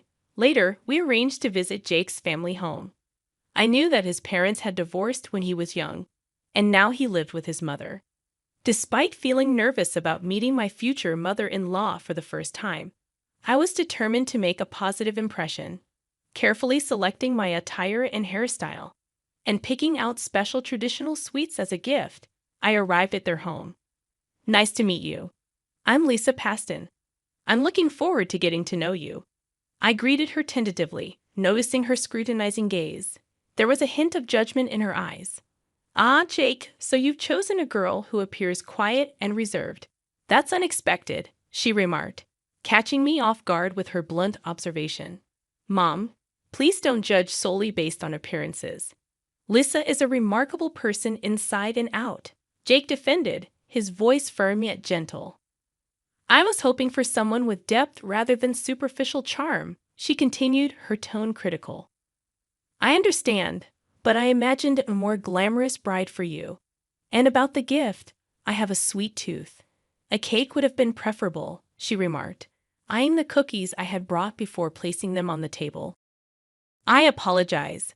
I should have been more considerate," I replied with a slight tremor in my voice, feeling the tension ease as Jake guided me to sit beside him. "Putting that aside, Mom, we've been considering taking the next step and getting married," Jake disclosed. Upon hearing this significant news, his mother sighed deeply and, after a brief pause, responded, "I figured it was about time, Jake. All right, I understand. Thank you so much. We truly appreciate your understanding. However, if you're going to live here, I'd like you to quit your job and help around the house." "Wait, really?" I was taken aback by her sudden demand, turning to Jake with surprise and concern. "I've always wanted to maintain my career after marriage. I made sure to communicate this clearly to him in advance. I had envisioned a life just for the two of us." "I understand. But if Mom says so, it's a wife's duty, right?" Jake's unexpected statement left me shocked. "Jake, I clearly communicated my desire to continue working even after we get married, right?" "Yeah, I remember that conversation. But I've been thinking it might be better if you didn't work after we get married." "What's your reasoning?" "Well, I think it would be a bit complicated to work at the same company with my wife. Plus, I don't want people to think I can't support our household on my own income." As I listened to his words, I felt overwhelmed. "But what about living together? Weren't we planning to start a new life together, just the two of us?" "I don't recall discussing that specifically. I've always lived with my parents, so I just assumed we'd naturally live with them. But my family home is quite far from here, isn't it?" There's a 2-hour drive between my parents' home and your parents'. Leaving my mother was a significant concern for me. His words deeply surprised me. However, Jake remained firm in his beliefs and continued to passionately express his views. Lisa, why are you so shocked? In the tradition of marriage, women often leave their family homes to live with their husband's family. So the situation with your family really doesn't matter. From now on, my mother will become your new family. But in my heart, are you reconsidering the marriage itself? Your mother would be heartbroken. She's genuinely happy about our upcoming marriage. I felt that Jake's words contained an undeniable truth. Consequently, with a heavy heart, I decided to choose a life with him in his home. Giving up my career and distancing myself from my cherished family home was a painful decision. However, my mother respected my choice and offered warm words of encouragement. Lisa, marriage comes with its share of challenges, but building strong relationships with Jake and his mother is crucial. Amidst these challenges, never forget to make sincere efforts. Mom, thank you. I'll cherish your words and do my best. After our wedding, we moved to Jake's house to embark on our new life. On the first day, his mother greeted me with stern words. From now on, you'll be the heart of this house and will take on all household chores. I won't tolerate any negligence, so give it your all. Despite her years as a housewife, her expectations surpassed my assumptions. Despite my initial bewilderment, I resolved to tackle my new daily life sincerely. While my mother-in-law seemed more interested in the TV show and snacking than doing chores, I diligently cleaned the messy house, visible dust and dirt. Cleaning wasn't the only task. I also had to prepare dinner and handle the laundry. Soon, Jake returned from work, and as we sat down for dinner, my mother-in-law frowned and commented, "What's this? Doesn't this dish taste a bit bland?" I followed a cookbook and even tasted it myself to ensure the seasoning was right. Yet my mother-in-law candidly showed her discontent, pouring a lot of soy sauce over her dish. Even Jake added more soy sauce to his meal. "I think the taste might be a bit bland, Lisa. You made this, right?" "Yes, I made it." "How about learning more about the traditional flavors of my mom's dishes?" "As a full-time housewife, you might want to do that, right?" "Understood. I'll be careful." Seeing me like this, my mother-in-law seemed somewhat satisfied. Yet, her criticisms continued, pointing out even trivial things related to housework. For about a year, I led a tough life, constantly losing weight due to stress. Despite my mother's genuine happiness about my marriage, I couldn't easily suggest getting a divorce. Amidst such circumstances, my cell phone rang. "Hello? What, my mom?" The renowned hospital in my hometown informed me that my mother had suddenly fallen ill and was brought in. Her condition was serious, and they wanted me to come to the hospital immediately. At that moment, my mother-in-law was visiting her friend, and Jake was busy at work. I quickly messaged Jake about the situation, left a note for my mother-in-law, and hastily left the house. At the hospital, I learned that my mother had suffered a severe stroke. The doctors performed a successful operation, but there was a possibility she might need rehabilitation. Filled with shock and concern, I continued holding my mother's hand by her side. When her condition stabilized for a moment, I decided to temporarily return home.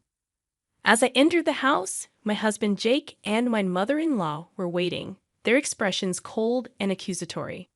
"Why is a stay-at-home wife leaving the house this much? Last night, Mom and I had no choice but to eat out." The read received on my message was definitely there. I couldn't believe that Jake, who should have fully grasped the situation, was indifferent to my mother's emergency. Naturally, I had no choice but to go to her regardless. As tears began to form in my eyes, I implored Jake and my mother-in-law. "Mom had a severe stroke. There's a chance she might be left with paralysis in her body or speech. She might need daily care." Seeming a bit shocked by the news, Jake responded, "That's concerning. So, how do you plan to deal with your mother's condition going forward?" "I haven't decided on the specifics yet, but if needed, I intend to fully care for my mother. I'd appreciate it if you could understand that, I replied, my voice trembling with emotion. I see. But do you really need to spend your time caring for an elderly person? Wouldn't it be better to just put her in an affordable facility? Jake's words cut deep, disbelief coursing through me. What? I can't believe what you're saying. She's my beloved mother. Please don't be so cold-hearted, I desperately retorted. Jake coldly let out a sarcastic snort. Haven't I told you many times since you married into this family? What happens in your original home is no longer your concern. And if you're thinking about a facility, we won't contribute a dime. Don't expect any help from us, Jake retorted, his tone devoid of empathy. Exactly, chimed in my mother-in-law, her words like daggers. If that old woman were gone, things would be a bit easier for us. Rage swelled inside me, my heart heavy with hurt and anger. I could never forgive them for speaking ill of my mother, not just criticizing me, but showing such callousness towards her plight. I vowed never to forgive them for their attitude, no matter what happened. Renewing my determination to eventually retaliate against them, I stood there, unable to put my feelings into words. Silently, I left the room and hurried back to my own, where my love for Jake had already vanished, replaced by anger towards him and my mother-in-law. However, I knew I couldn't act rashly. My mother's health was still unstable, and I needed to carefully plan my next steps. Under the harsh scrutiny of my mother-in-law and husband, I continued visiting my mother at the hospital. Surprisingly, her surgery went smoother than expected, and it turned out her paralysis was very mild. After about half a year of hospitalization and rehabilitation, the doctors declared that my mother could live at home again. Lisa, I'm sorry for causing you so much worry because of me. Did I cause any trouble for Jake or your mother-in-law? Despite her own difficult situation, my mother was genuinely concerned about how I was adapting to life in my in-laws' house. Her compassion touched my heart, filling it with both pain and gratitude. Unable to express my thanks in words, I just smiled and squeezed her hand tightly. Meanwhile, the situation in my in-laws' house was different. My mother, father-in-law, and my husband started blaming me for using my mother's condition as a shield, accusing me of neglecting my duties at home because I was too concerned about my own family. My mother-in-law, with a sharp gaze, said, "What are you thinking, neglecting your duties in our house because you're worried about your mother?" Despite my best efforts to fulfill my domestic responsibilities, I found myself under such accusations. In the midst of this blame game, Jake also raised his voice against me. Honestly, Mom, I didn't think through this marriage well enough back then. I never thought it would become this difficult. My mother-in-law responded with a tilt of her head, saying, "If we had known, I would have opposed the marriage from the start." Jake, with a somewhat downcast expression, said, "I'm really sorry, Mom. I'll think more carefully and act responsibly from now on." Angrily, my mother-in-law shot back, "It's all her fault. None of this would have happened if she had just properly done her housework." Even as I heard their words, I pretended to feel nothing and continued with my chores. Day by day, I gradually spoke less at home, acting like a machine just going through the motions of housework. Nevertheless, they continued to criticize me even more harshly. Meanwhile, I secretly recorded their harsh words. Using my free time, I also continued to study and acquire qualifications for the future. I was preparing for a future where, even if I ended up separating from Jake, I would be able to live on my own. Despite my daily chores, I did not neglect my efforts towards further growth and qualification acquisition, even if it meant cutting down on my sleep. About a year after my mother's health deteriorated, while I was folding laundry at home, my cell phone rang. "Hello, is this Mrs. Jake Foster's wife? This is from his workplace." The content of the call was an unexpected event. Jake had been in a traffic accident while commuting during work, and he was immediately taken to a nearby hospital. I calmly accepted the news and specifically conveyed the information to my mother-in-law, who reacted with a panicked expression. "We need to hurry. I will go ahead to the hospital. You should organize the necessary things for the transfer and hospital stay and then follow later." mother-in-law hastily left the house. I quietly watched her leave and then decided to first complete the administrative procedures I had planned to do at the city office. After returning home from the city office, I spent a long time alone in my room, savoring the silence I hadn't felt in a long time. The morning came, and as the light of a new day streamed through the windows, I slowly woke up. I readied myself and made my way to the hospital where Jake had been admitted.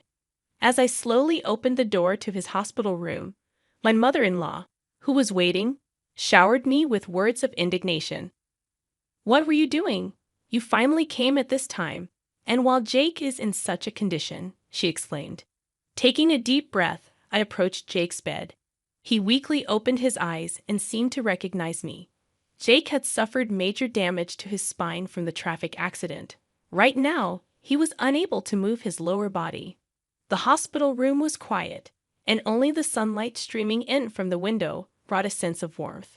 My mother-in-law stood next to Jake's bed, her eyes filled with tears as she worriedly looked at him. Jake began to speak to me in a weak voice. "I understand that my current situation is tough, but I want to get back to our everyday life at home, Lisa. I think I'm going to need your support for the life ahead." I couldn't meet Jake's pleading gaze and instead formed a light smile as I took out a piece of paper from my bag. It was a divorce paper I had received from the city office yesterday afternoon. My part was already properly signed and stamped. "Jake, I want you to sign this divorce paper," I said calmly. "What? What are you talking about, Lisa?" The color drained from my husband's and mother-in-law's faces at these astonishing words. I took a deep breath and continued speaking calmly. "I haven't forgotten the time you told my frail mother to go to a facility. Why should I take care of you when you can say something like that? Maybe you should consider a facility too. It would be less of a financial burden." "Lisa, are you really saying this?" There was surprise and confusion in my mother-in-law's voice, and at that moment, I could feel how much she was hurting. Maintaining my calm demeanor, I slowly slid the papers toward Jake. "You can fill out these papers once you're feeling better. I will be leaving this house today, so from now on, you and your mom will need to support each other, just the two of you." "Is this a joke, Lisa? Are you serious? Are you really going to abandon me in this state?" Despite his frustrated voice, I maintained my resolve and replied, "Who was it that ignored and neglected my precious mother a year ago? I can't believe you've forgotten. I wonder who would help people like you. Actions always come back to you. I really hope you too receive what you deserve. Just accept your punishment and go straight to hell, you worthless beings." Leaving Jake and my mother-in-law stunned in disbelief behind, I quickly left the place. Hours later, before my mother-in-law returned home, I packed up all my belongings and returned to my childhood home. I had informed my mother about what happened beforehand, so she welcomed me with a warm and gentle expression. As a result, Jake and I had no room for reconciliation, and after a messy divorce process, our divorce was officially finalized. Having firmly recorded Jake's and his mother's inappropriate remarks played a big part, and I was able to receive a satisfactory division of assets. Afterward, it seems Jake returned to his home. I've heard rumors that his mother has taken over his care. Although he got some insurance money, working like before is difficult for him, and it seems he ultimately had to retire. He's now shut himself in at home, and it appears his mother is supporting him through his reckless days. She, influenced by the long-giving life, has also aged considerably. When I heard all this information, I didn't feel a bit of sympathy. I truly wish them what they deserve. As for me, I've started living together with my mother again and have re-entered the workforce after studying for certifications. I was able to successfully change jobs to a workplace with almost the same conditions as my previous company. Fortunately, my mother's health has been steadily recovering, and recently, I can see her passionately engaging in her favorite hobbies. Seeing that, I feel truly relieved. Moving forward as we live together, I strongly feel that we should support each other while I give my all at work, building a bright future together.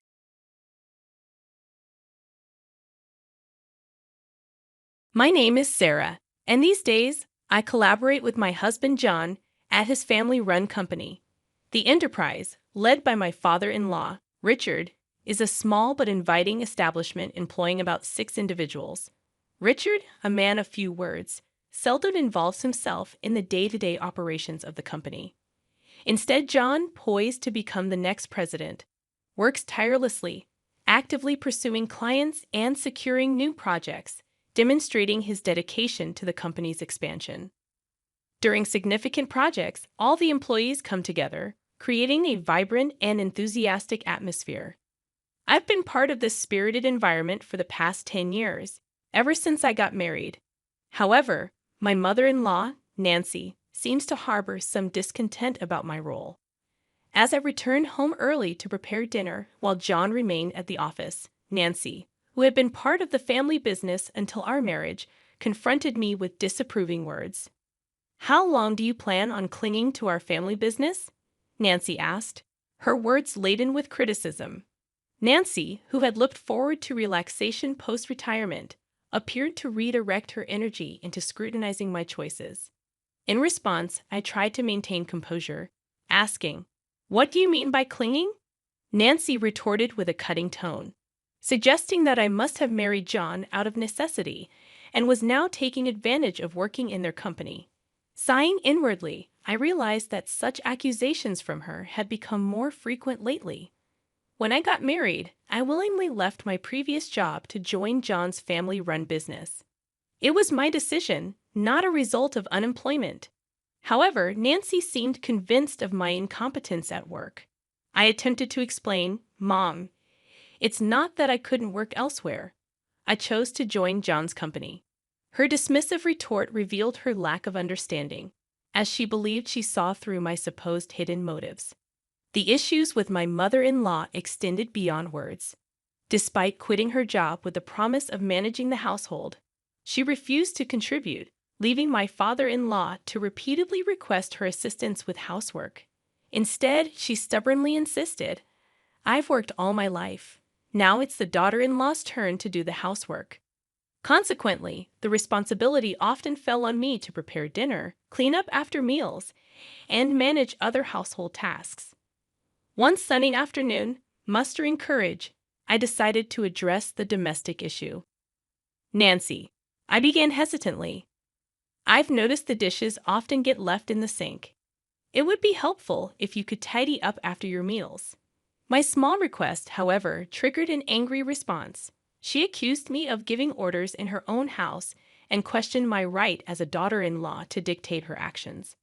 Caught in this exhausting exchange, I realized that if I didn't start preparing dinner soon, we'd be eating much later than usual. Despite my internal frustrations, I managed to keep a composed exterior. "Mom, let's continue this conversation later," I suggested, attempting to diffuse the tension momentarily. Needing to focus on preparing dinner, as it seemed we would eat late tonight, Nancy finally retreated to the living room, leaving me alone with my thoughts amidst the clatter of cooking utensils. Both Richard and John were aware of Nancy's mistreatment towards me as their daughter-in-law, and they attempted to intervene whenever they witnessed it happening. However, their efforts seemed to have little effect. Each time they confronted the situation, their faces betrayed concern and frustration, a testament to their desire to foster harmony in our family dynamic. Ironically, whenever Richard and John scolded Nancy for her behavior, she redirected her anger towards me, becoming even more hostile and sharp with her words. Her usually kind and gentle demeanor twisted with disdain, her tone cutting deeper than before. Though I had never experienced physical violence, the emotional toll of Nancy's words was significant. Richard and John's support had been my solace, allowing me to somewhat overlook Nancy's harsh words. Until one unimaginable morning. Just after I had finished cleaning up from breakfast and was preparing to leave for work amidst the morning rush, Nancy exclaimed, "Oh my, what a mess they trash here!" And without warning, she doused my handbag with a bucket of water. I was stunned, a mixture of shock and anger rendering me speechless. "What are you doing, Nancy?" I managed to stutter out, my voice trembling with disbelief. Nancy's response was flippant. resembling that of a mischievous child. "Oh, was that your stuff? I thought it was just a big piece of trash." Her casual dismissal infuriated me. Even if you thought it was trash, who pours water on it? What kind of mindset is that? Now the carpet is all wet. What about the vacuum cleaner? My words were a jumble of anger and confusion as I frantically emptied the water-soaked contents of my bag, including documents I needed for work, onto the table. Nancy responded nonchalantly, her face calm, showing no signs of remorse or concern for my distress. "Because you don't need to go to work anymore." I was baffled. In our living room, bathed in morning light, I sat opposite Nancy, her expression colder and more resolute than usual. It was as if she had made a decision that would change everything. "Excuse me?" My response was laden with confusion and surprise. "You've been clinging to this house for 10 years, but finally I can get rid of you." Her words pierced my heart, her voice carrying a level of anger and determination I had never heard before. My mind reeled, and my heart filled with sorrow. "Getting rid of me?" I questioned, disbelief in my voice. Her words made me feel like an outsider in this family. "In fact, my daughter is joining the company, so we need you to leave. Today's your last day. Well, all you have to do today is bow your head to your father-in-law and John, apologizing for all the trouble you've caused." Her mocking laughter further wounded me. She was using my position at work to force me out.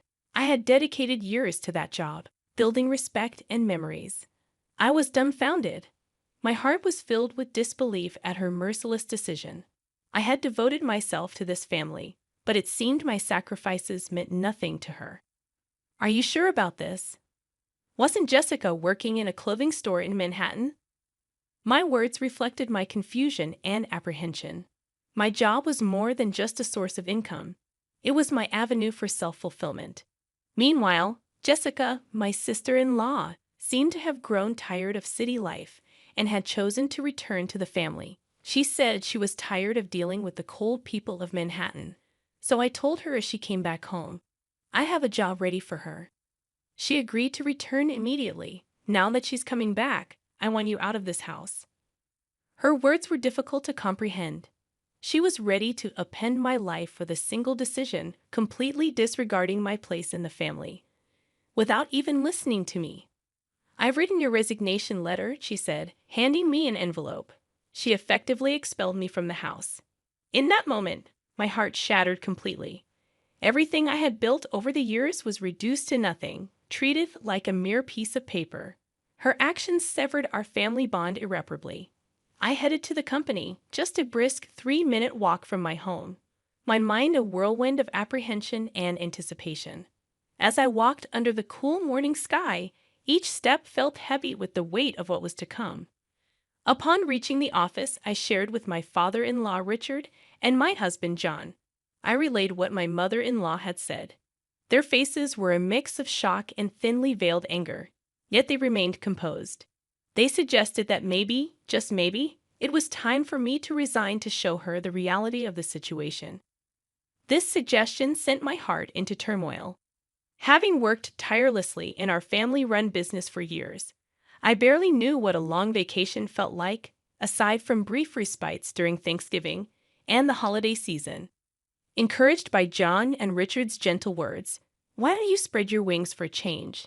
I made up my mind to embark on a little trip. As I packed, I found myself pondering deeply about my life, my choices, and what lay ahead. Meanwhile, my sister-in-law Jessica, who had come to replace me at the company, shockingly didn't show up until 1:00 p.m.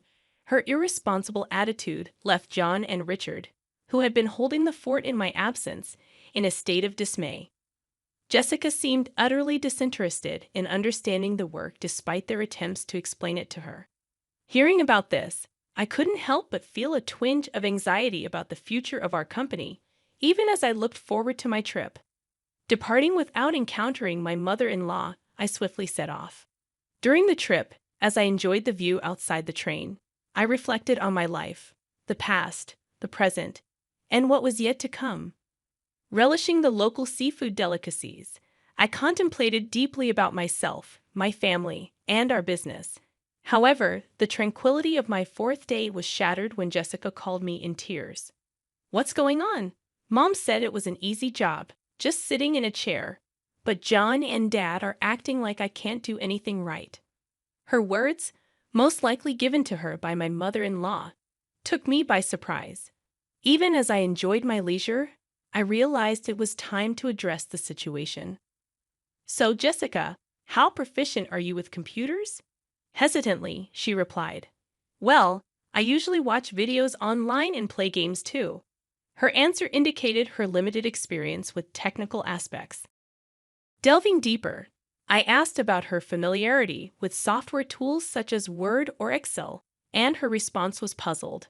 Considering her background in the Manhattan apparel industry, it was unlikely that she never used a computer. Tasks such as tracking sales and managing inventory would have required her to use Excel.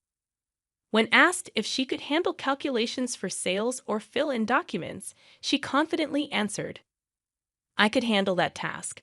However, when probed further with, "Can you calculate tax too, right?" her confidence waned, and she responded uncertainly. This question was a test of her mathematical skills and her ability to apply them in a business context. While Jessica might possess other skills, it was apparent she felt insecure about the required skill set for the job. Her discomfort seemed particularly rooted in her struggle with calculations, which could be why she faced criticism from Richard and John. First and foremost, it was necessary to give my mother-in-law and her cohort, who tried to oust me, a taste of their own medicine. To begin with, since you're taking over my job, I expect you to handle the accounting tasks efficiently. Be mindful of email etiquette. A casual tone suitable for friends is utterly inappropriate for business communication. Also, you'll be responsible for scheduling the staff shifts. Though our team is small, everyone's requests for time off are carefully considered, so make sure not to prioritize your own convenience over theirs. As I continued to list down my demands, I could hear her sobbing on the other end of the line. But I was told I wouldn't have to do anything. Why are there so many tasks? I didn't come back home for this. She abruptly ended the call. In the following 3 days, I decided to enjoy sightseeing in Manhattan, where Jessica had fled. From my experience, I learned that not everyone in Manhattan is cold-hearted. In fact, it seemed rarer to find people as cold-hearted as my mother-in-law and Jessica, who had conspired to drive me away. A week after leaving my job, I returned to my in-laws' house. Upon my arrival, Nancy, with her face flushed red, confronted me with a burst of anger. "How dare you make my daughter cry? You won't get away with this," Nancy exclaimed furiously, her eyes brimming with anger and misunderstanding. She made a move to grab me, but John and Richard quickly intervened. They tried to calm her down, but her anger seemed far from subsiding. John sighed deeply before speaking. "Jessica is crying because she was scolded for trying to boss around her employees, despite her inability to do anything right. It's not Sarah's fault. Besides, Sarah hasn't been here for a week, so there's no way she could have upset Jessica. Mother, you really need to stop these baseless accusations." John's voice was calm yet carried weight, trying to convey the facts and clear the misunderstanding. "But it's because of her. This woman is the reason for Jessica's suffering," Nancy retorted, her voice emotional, directing her baseless suspicions towards me. Her words lacked any foundation of truth. "Where is Jessica, by the way?" I asked, looking around the living room. But Jessica was nowhere to be seen, adding more mystery to the already puzzling situation. It doesn't matter to me that Nancy is upset about Jessica, but Jessica has no place to go since she terminated her lease in her Manhattan apartment. I thought she would be at her parents' house, but her absence raised questions. I pondered. John explained.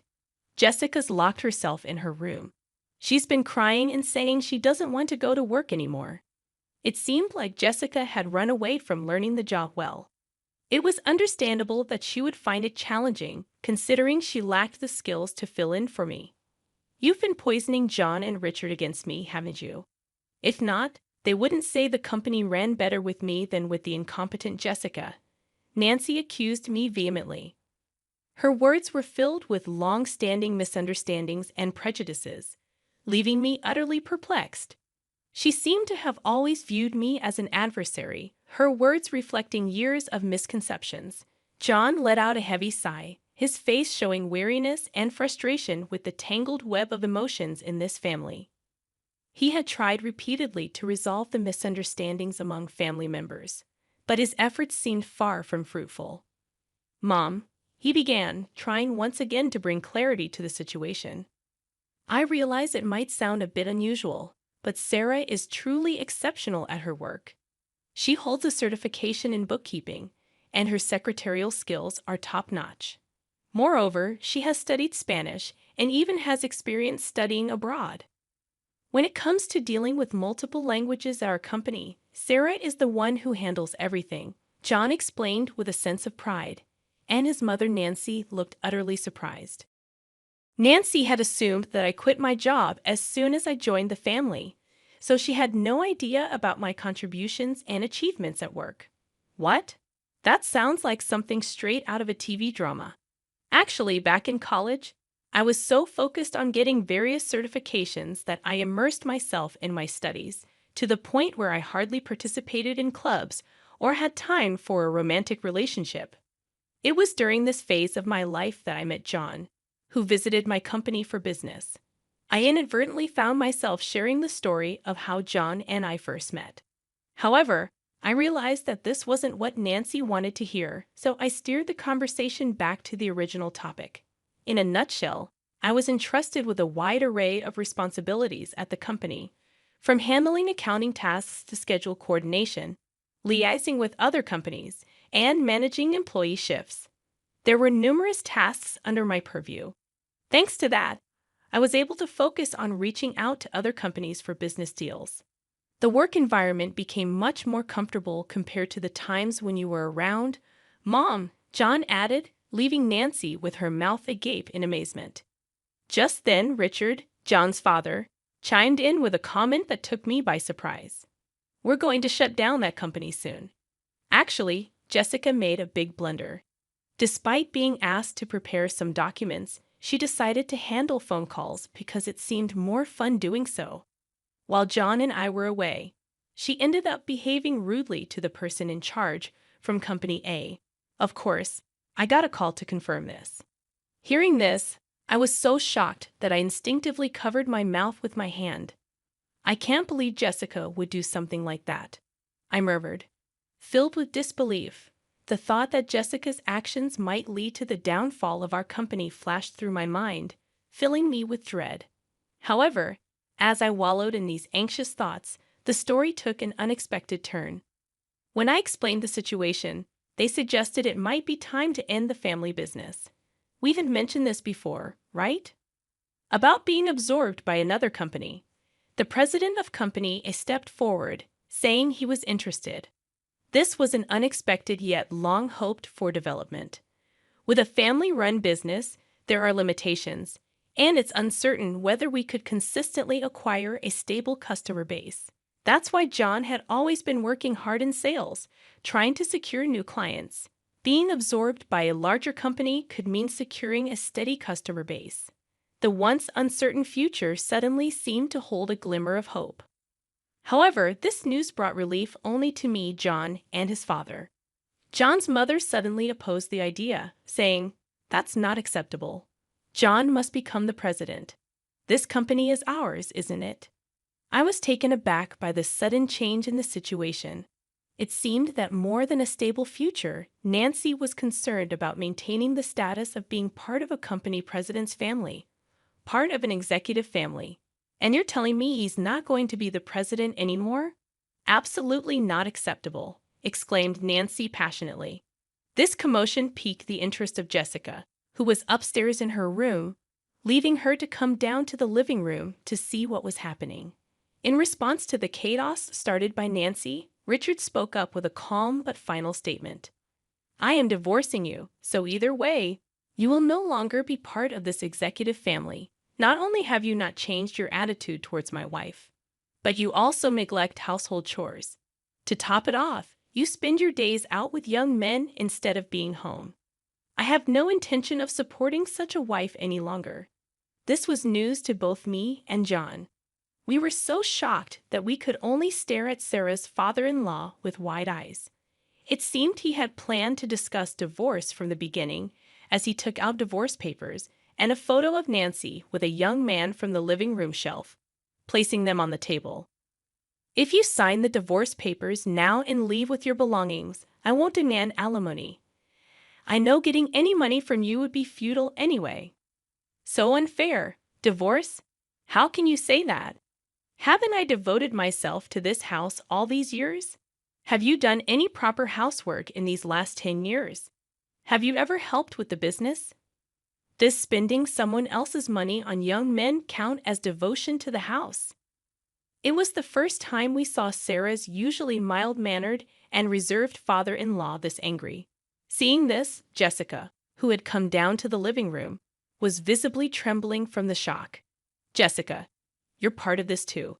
You came back home because you couldn't make it in Manhattan, and now you can't find a job but still act all high and mighty. In the end, you stopped working entirely. Whose escapism did you inherit? It's time for you to leave this house." Next, we saw Jessica's shock and resistance. She believed she was an important member of the family, but the reality was different. "Wait a minute, Dad. Mom might be a lost cause, but I'm your precious daughter, right?" The family conflict deepened as Jessica asserted her place, revealing her betrayal towards her mother. "Jessica, are you betraying Mom now?" Nancy was astounded, feeling betrayed by her daughter at the last moment. However, as the two started to create a commotion, he sternly silenced them with a shout. "If I just kick you out, it will cause trouble for everyone, so I've asked an acquaintance to take you in. They'll be here soon to pick you up. Get your minimum belongings ready." Left with no choice but to obey, Nancy began packing her belongings with Jessica. After writing the divorce notice, then an acquaintance of the stepfather arrived to take Nancy and Jessica away. The person who came to pick them up was running a factory with dormitories, and it seemed they would be working there. John, Richard, and I talked to the employees about the company being absorbed and prepared for the busy days ahead for our future. Finally, I found out I was pregnant at that time. When I told the president of Company A, he was delighted and promised to send someone to replace me, which was a huge relief.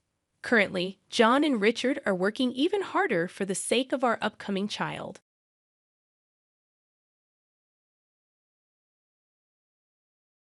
"Despite your prolonged unemployment, you exude an unwarranted confidence," I exclaimed, lifting my gaze from the laptop where I had been diligently working at the dining table.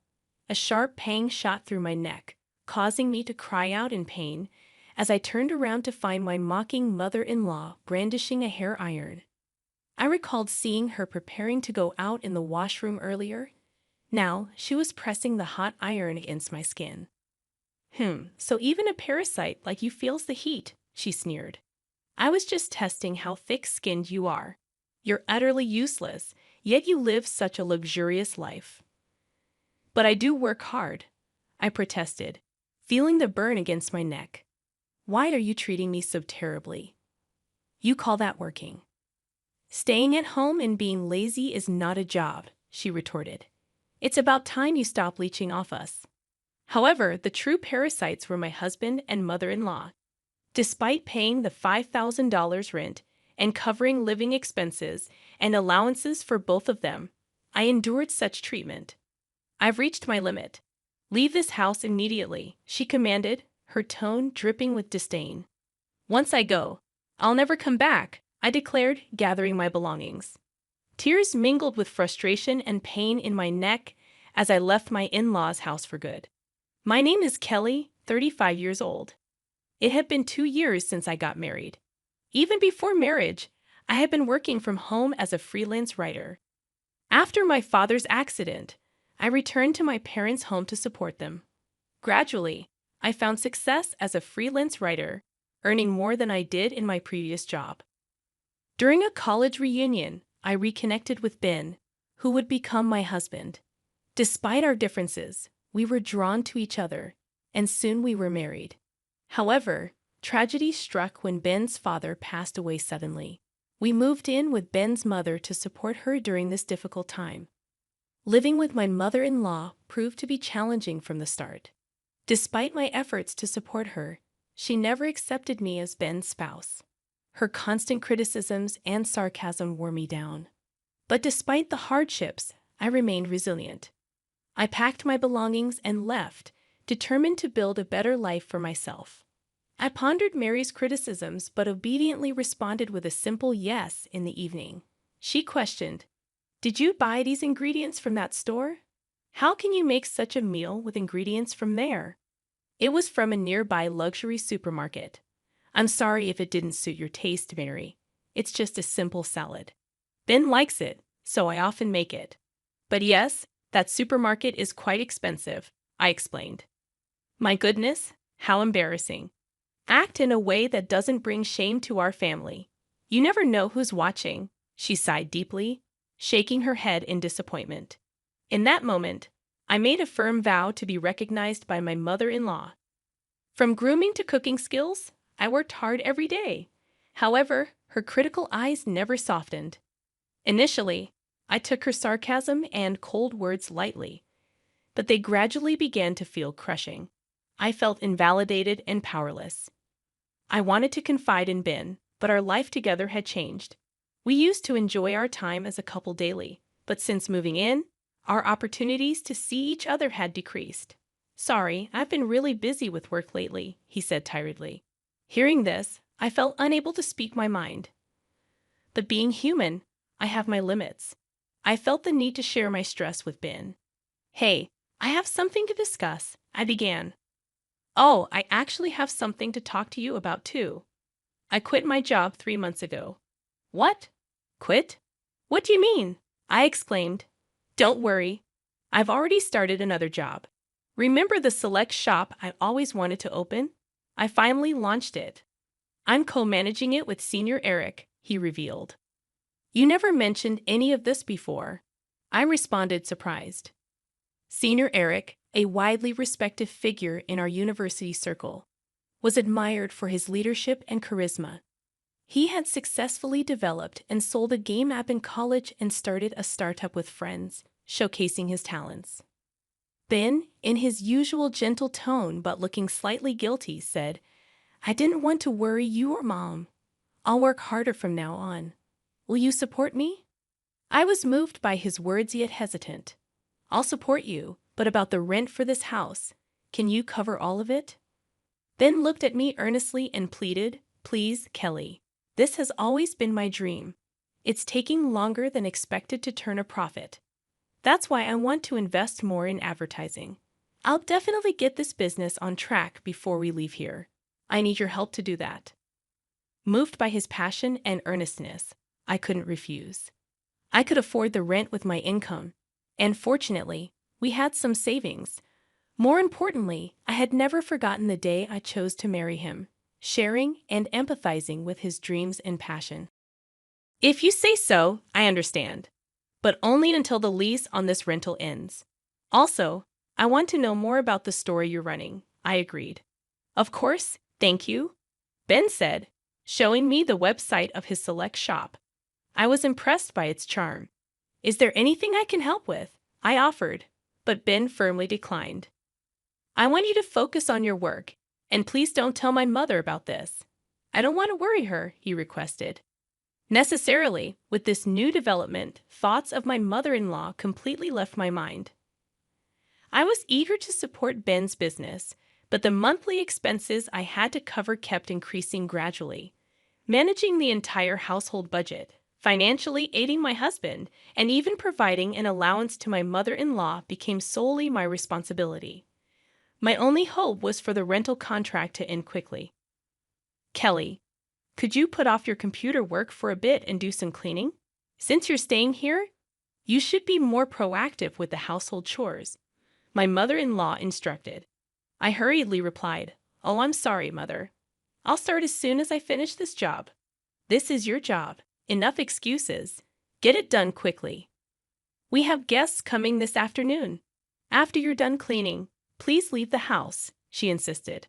My relationship with my unaware mother-in-law remained unchanged over time.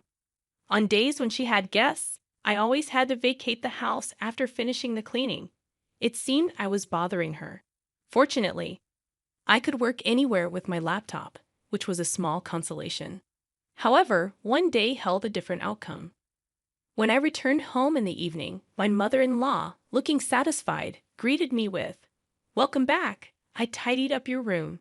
Confused, I rushed to my office. The room was indeed tidied, but my belongings were organized. In the center were a large suitcase and 2 duffel bags. "What does this mean, Mother?" I asked. "This room was initially prepared for guests. I can't accept someone with your lack of housekeeping skills using it. If you want to use this room, you'll have to pay an appropriate fee. If you don't like that, leave immediately. Don't expect to live luxuriously here for free," she declared. I swallowed my words. Why must I endure such treatment? As I silently bowed my head, my mother-in-law said with satisfaction, "I'll say it again. I don't accept you as Ben's wife." With that, she huffed and returned to the living room. Tears welled up in my eyes from frustration. I tried to contact Ben, but he didn't answer his phone. After messaging him about the incident, he replied, "Please bear with it a little longer." Unable to contain my anger, I poured out everything to Ben when he returned late at night. "Just hold on a little longer. I'm stressed with work too. Don't worry about my mother. It's just a bit more endurance," he said. "I'm paying the full rent, and now she wants me to pay for my room too. I can't tolerate her unreasonable demands any longer," I protested. After hearing this, Ben hurriedly tried to call me. "I'm really sorry. I'll talk to her once we leave here. You won't have to see her again. Please just bear with it for a little while longer," he pleaded. "Soon, and then I'll never have to see her again." Ben's words slightly eased my anger. The next day, Ben seemed to be talking to his mother. Before he left, we had breakfast together, but there were no usual sarcastic remarks from my mother-in-law. Since my room was tidied up, I decided to continue working at the dining table. "Are you leaving today?" My mother-in-law's words made me look up from my computer. Instantly, I felt a sharp pain in my neck. "Ouch, that's hot," I screamed, turning around to see my mother-in-law with a smirk, holding a hair iron. "What are you doing?" I exclaimed. That was all I could say as I held my painful neck and rushed to get a cooling pack from the fridge. Thinking back, my mother-in-law had been getting ready to go out in the washroom earlier. She had used the hair iron she was holding against my neck. "So you can feel the heat too. I wanted to see how thick-skinned you are, living such a luxurious life, yet being so useless. I work hard too. Why would you do something so terrible?" My mother-in-law scolded. "Working? You're just using your at-home job as an excuse to slack off. Nothing but an unemployed person. It's about time you consider our situation and become independent," she added. In reality, I was the one bearing the rent and living expenses, yet I couldn't understand. I couldn't comprehend why I was being treated this way. Before I knew it, I found myself glaring at her. What's with that look? The look of a pitiful person. I've reached my limit. Leave this house immediately, otherwise, I don't know what I'll do next. Am I really allowed to leave? I questioned. I won't come back here ever again, you know. Yes, that's fine. I'm fed up with taking care of poor people like you, she responded with intense pain and disappointment evident in her tone. Filled with a mix of emotions, I cried as I packed my things. Since my mother-in-law had already organized my belongings the day before, it didn't take long. I no longer cared about the fate of this house. I left my in-laws' home without looking back. After receiving treatment at the hospital, I went to my usual cafe to calm down. The spacious table arrangement and quiet environment were ideal for focusing on work. As I contemplated whether to contact Ben, I was suddenly approached. "Kelly, is that you?" To my surprise, it was Senior Eric. "It's been a while. How's Ben doing, Senior Eric?" "Long time no see. Ben is in your care. I heard you were the co-owner, he remarked. I apologized for not greeting him earlier, explaining that I'd only helped with the website design at Ben's request. However, Senior Eric was taken aback, saying, "Co-owner? What do you mean? I just helped with the website design on Ben's request." I was shocked. He lied. Then Senior Eric mentioned, "I heard you were the sponsor." This revelation surprised me. Ben had rented a different apartment and seemed to have worked hard for the first few months. However, he had others manage the inventory, shipping, and promotion for the online shop from the beginning. Despite Senior Eric's advice to do it himself, Ben insisted it wasn't the role of a businessman. As a result, there was no increase in foot traffic or sales, only mounting expenses. According to Senior Eric, Ben was now deeply involved in internet business, paying high consultant fees. He was living extravagantly, acting like a business owner, and sometimes mistreating his juniors. I was at a loss for words. The reason I had to cover my mother-in-law's allowance was that they had used up my father-in-law's inheritance. Ben's recent requests for financial support were probably because his funds were running low. He hadn't told me about the inheritance, perhaps for that reason. Doubts connected with Senior Eric's words, and everything became clear. I got up, thanked him, and left the cafe. Before I knew it, I was in front of my parents' house. Seeing me with my luggage, my father looked surprised. Tears overflowed as I saw the faces of my parents, who I had been holding back my sorrow from. "Tell us what happened." "Your mom and I are always on your side," my father said. "That's right. You always try too hard on your own." Their warm words made me cry again. Crying, I told my parents everything. The terrible treatment from my mother-in-law and the fact that I was bearing all the expenses for my in-laws' house. My parents were both outraged and cried with me. "There's no need to go back to your in-laws' house. Live for yourself from now on," my father said. His words deeply resonated with me. After talking about everything, I felt a weight lifted from my heart. What had I been living for these past months? The only message from Ben was a short one, asking, "Where are you now?" After ignoring several similar messages, his attempts to contact me stopped altogether. My existence must have been just that insignificant, more than sadness. I felt a firm resolve just by having a meal with my parents. I could feel the warmth of a family. Maybe what I had been seeking were such simple moments of happiness. While staying at my parents' house, I gradually felt like I was gaining myself. About 2 weeks later, Ben called, probably because the rent payment was due. "Kelly, where are you?" "Have things calmed down with Mom? She feels bad about it." "Aren't you coming back soon?" he inquired. "I'm at my parents' house now. I plan to live here from now on. Your mother said she's tired of taking care of a poor person like me. And I'm not going back. Let's get a divorce," I calmly conveyed. "Wait, why divorce? If living with Mom is the problem, let's talk it out. I'm coming to pick you up. Let's talk in person." "Why should we talk now when there was no contact before? And how's your business?" Ben responded. After that question, there was a moment of silence. "Actually, I'm seeking advice from someone knowledgeable in business. There might be a big plan realized next month. That's it." "Let's go look for a new place to live before that," Ben suggested. "Don't change the subject. You haven't told me anything important. That's why I don't want to talk anymore." "I'll write the divorce papers and send them to you," I said and hung up the phone. However, that night, Ben suddenly appeared at my parents' house. I talked to him through the gap in the door with the chain on.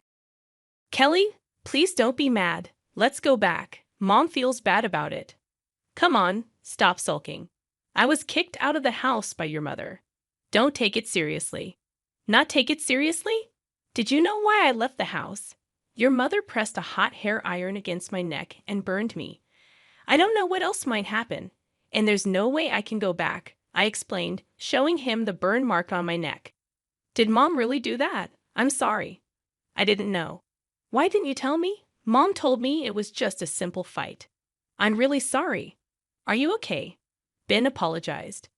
"A simple fight. His flippant words made my anger boil over. I had planned to decide on a divorce without facing him, but my indignation overflowed. I felt the same anger towards both my husband and mother-in-law. I thought of blaming them thoroughly. The outrage in my heart seemed to burn. Anyway, I'm not coming back. You should go home too. I'll contact you again tomorrow, I asserted. Really? Will you actually contact me? I can't accept a divorce without even discussing it. If you don't contact me, I'll come back tomorrow, Ben said before leaving. I prepared and arranged to meet with Ben and my mother-in-law 3 days later in the afternoon. The place for the discussion was a cafe restaurant on the 30th floor of a luxury hotel. On the day, I dressed in a high-end brand dress, revealing my neck and styling my hair up. My mother-in-law looked displeased at the sight of me. Thank you for gathering today. I have reserved afternoon tea, so please enjoy it. I smiled at my mother-in-law and Ben. Ben seemed a bit relieved at my calm demeanor. Soon, tea and small appetizers were served at our table. Before we started eating, my mother-in-law began to speak. Kelly, I'm truly sorry about last time. I was wrong. Ben scolded me harshly. You'll forgive me, won't you? She pleaded.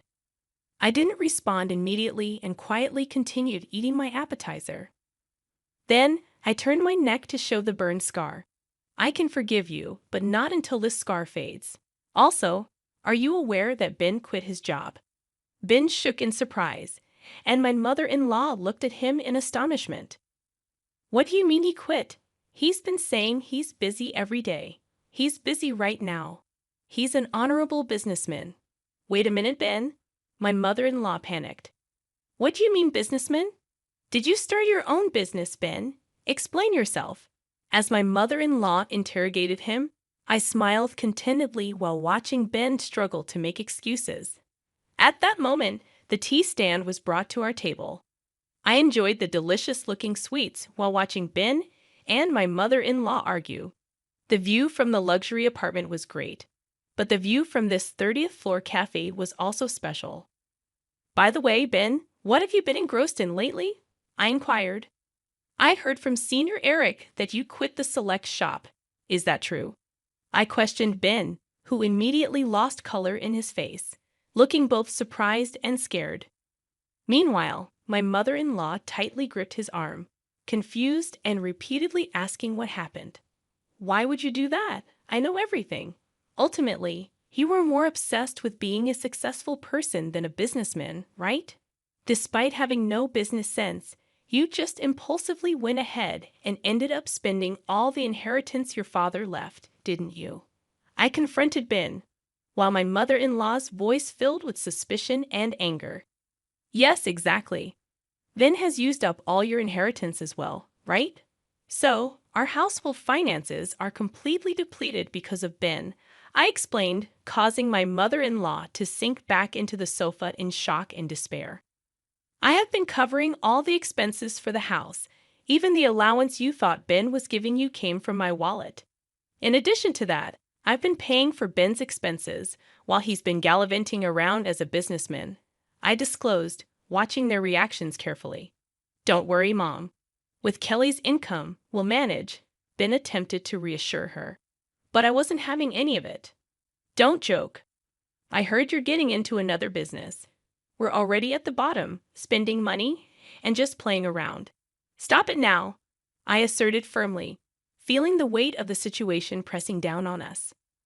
As the cafe fell silent, I finished the tea left in my cup in one gulp and declared, I can no longer take care of you two, who are now penniless.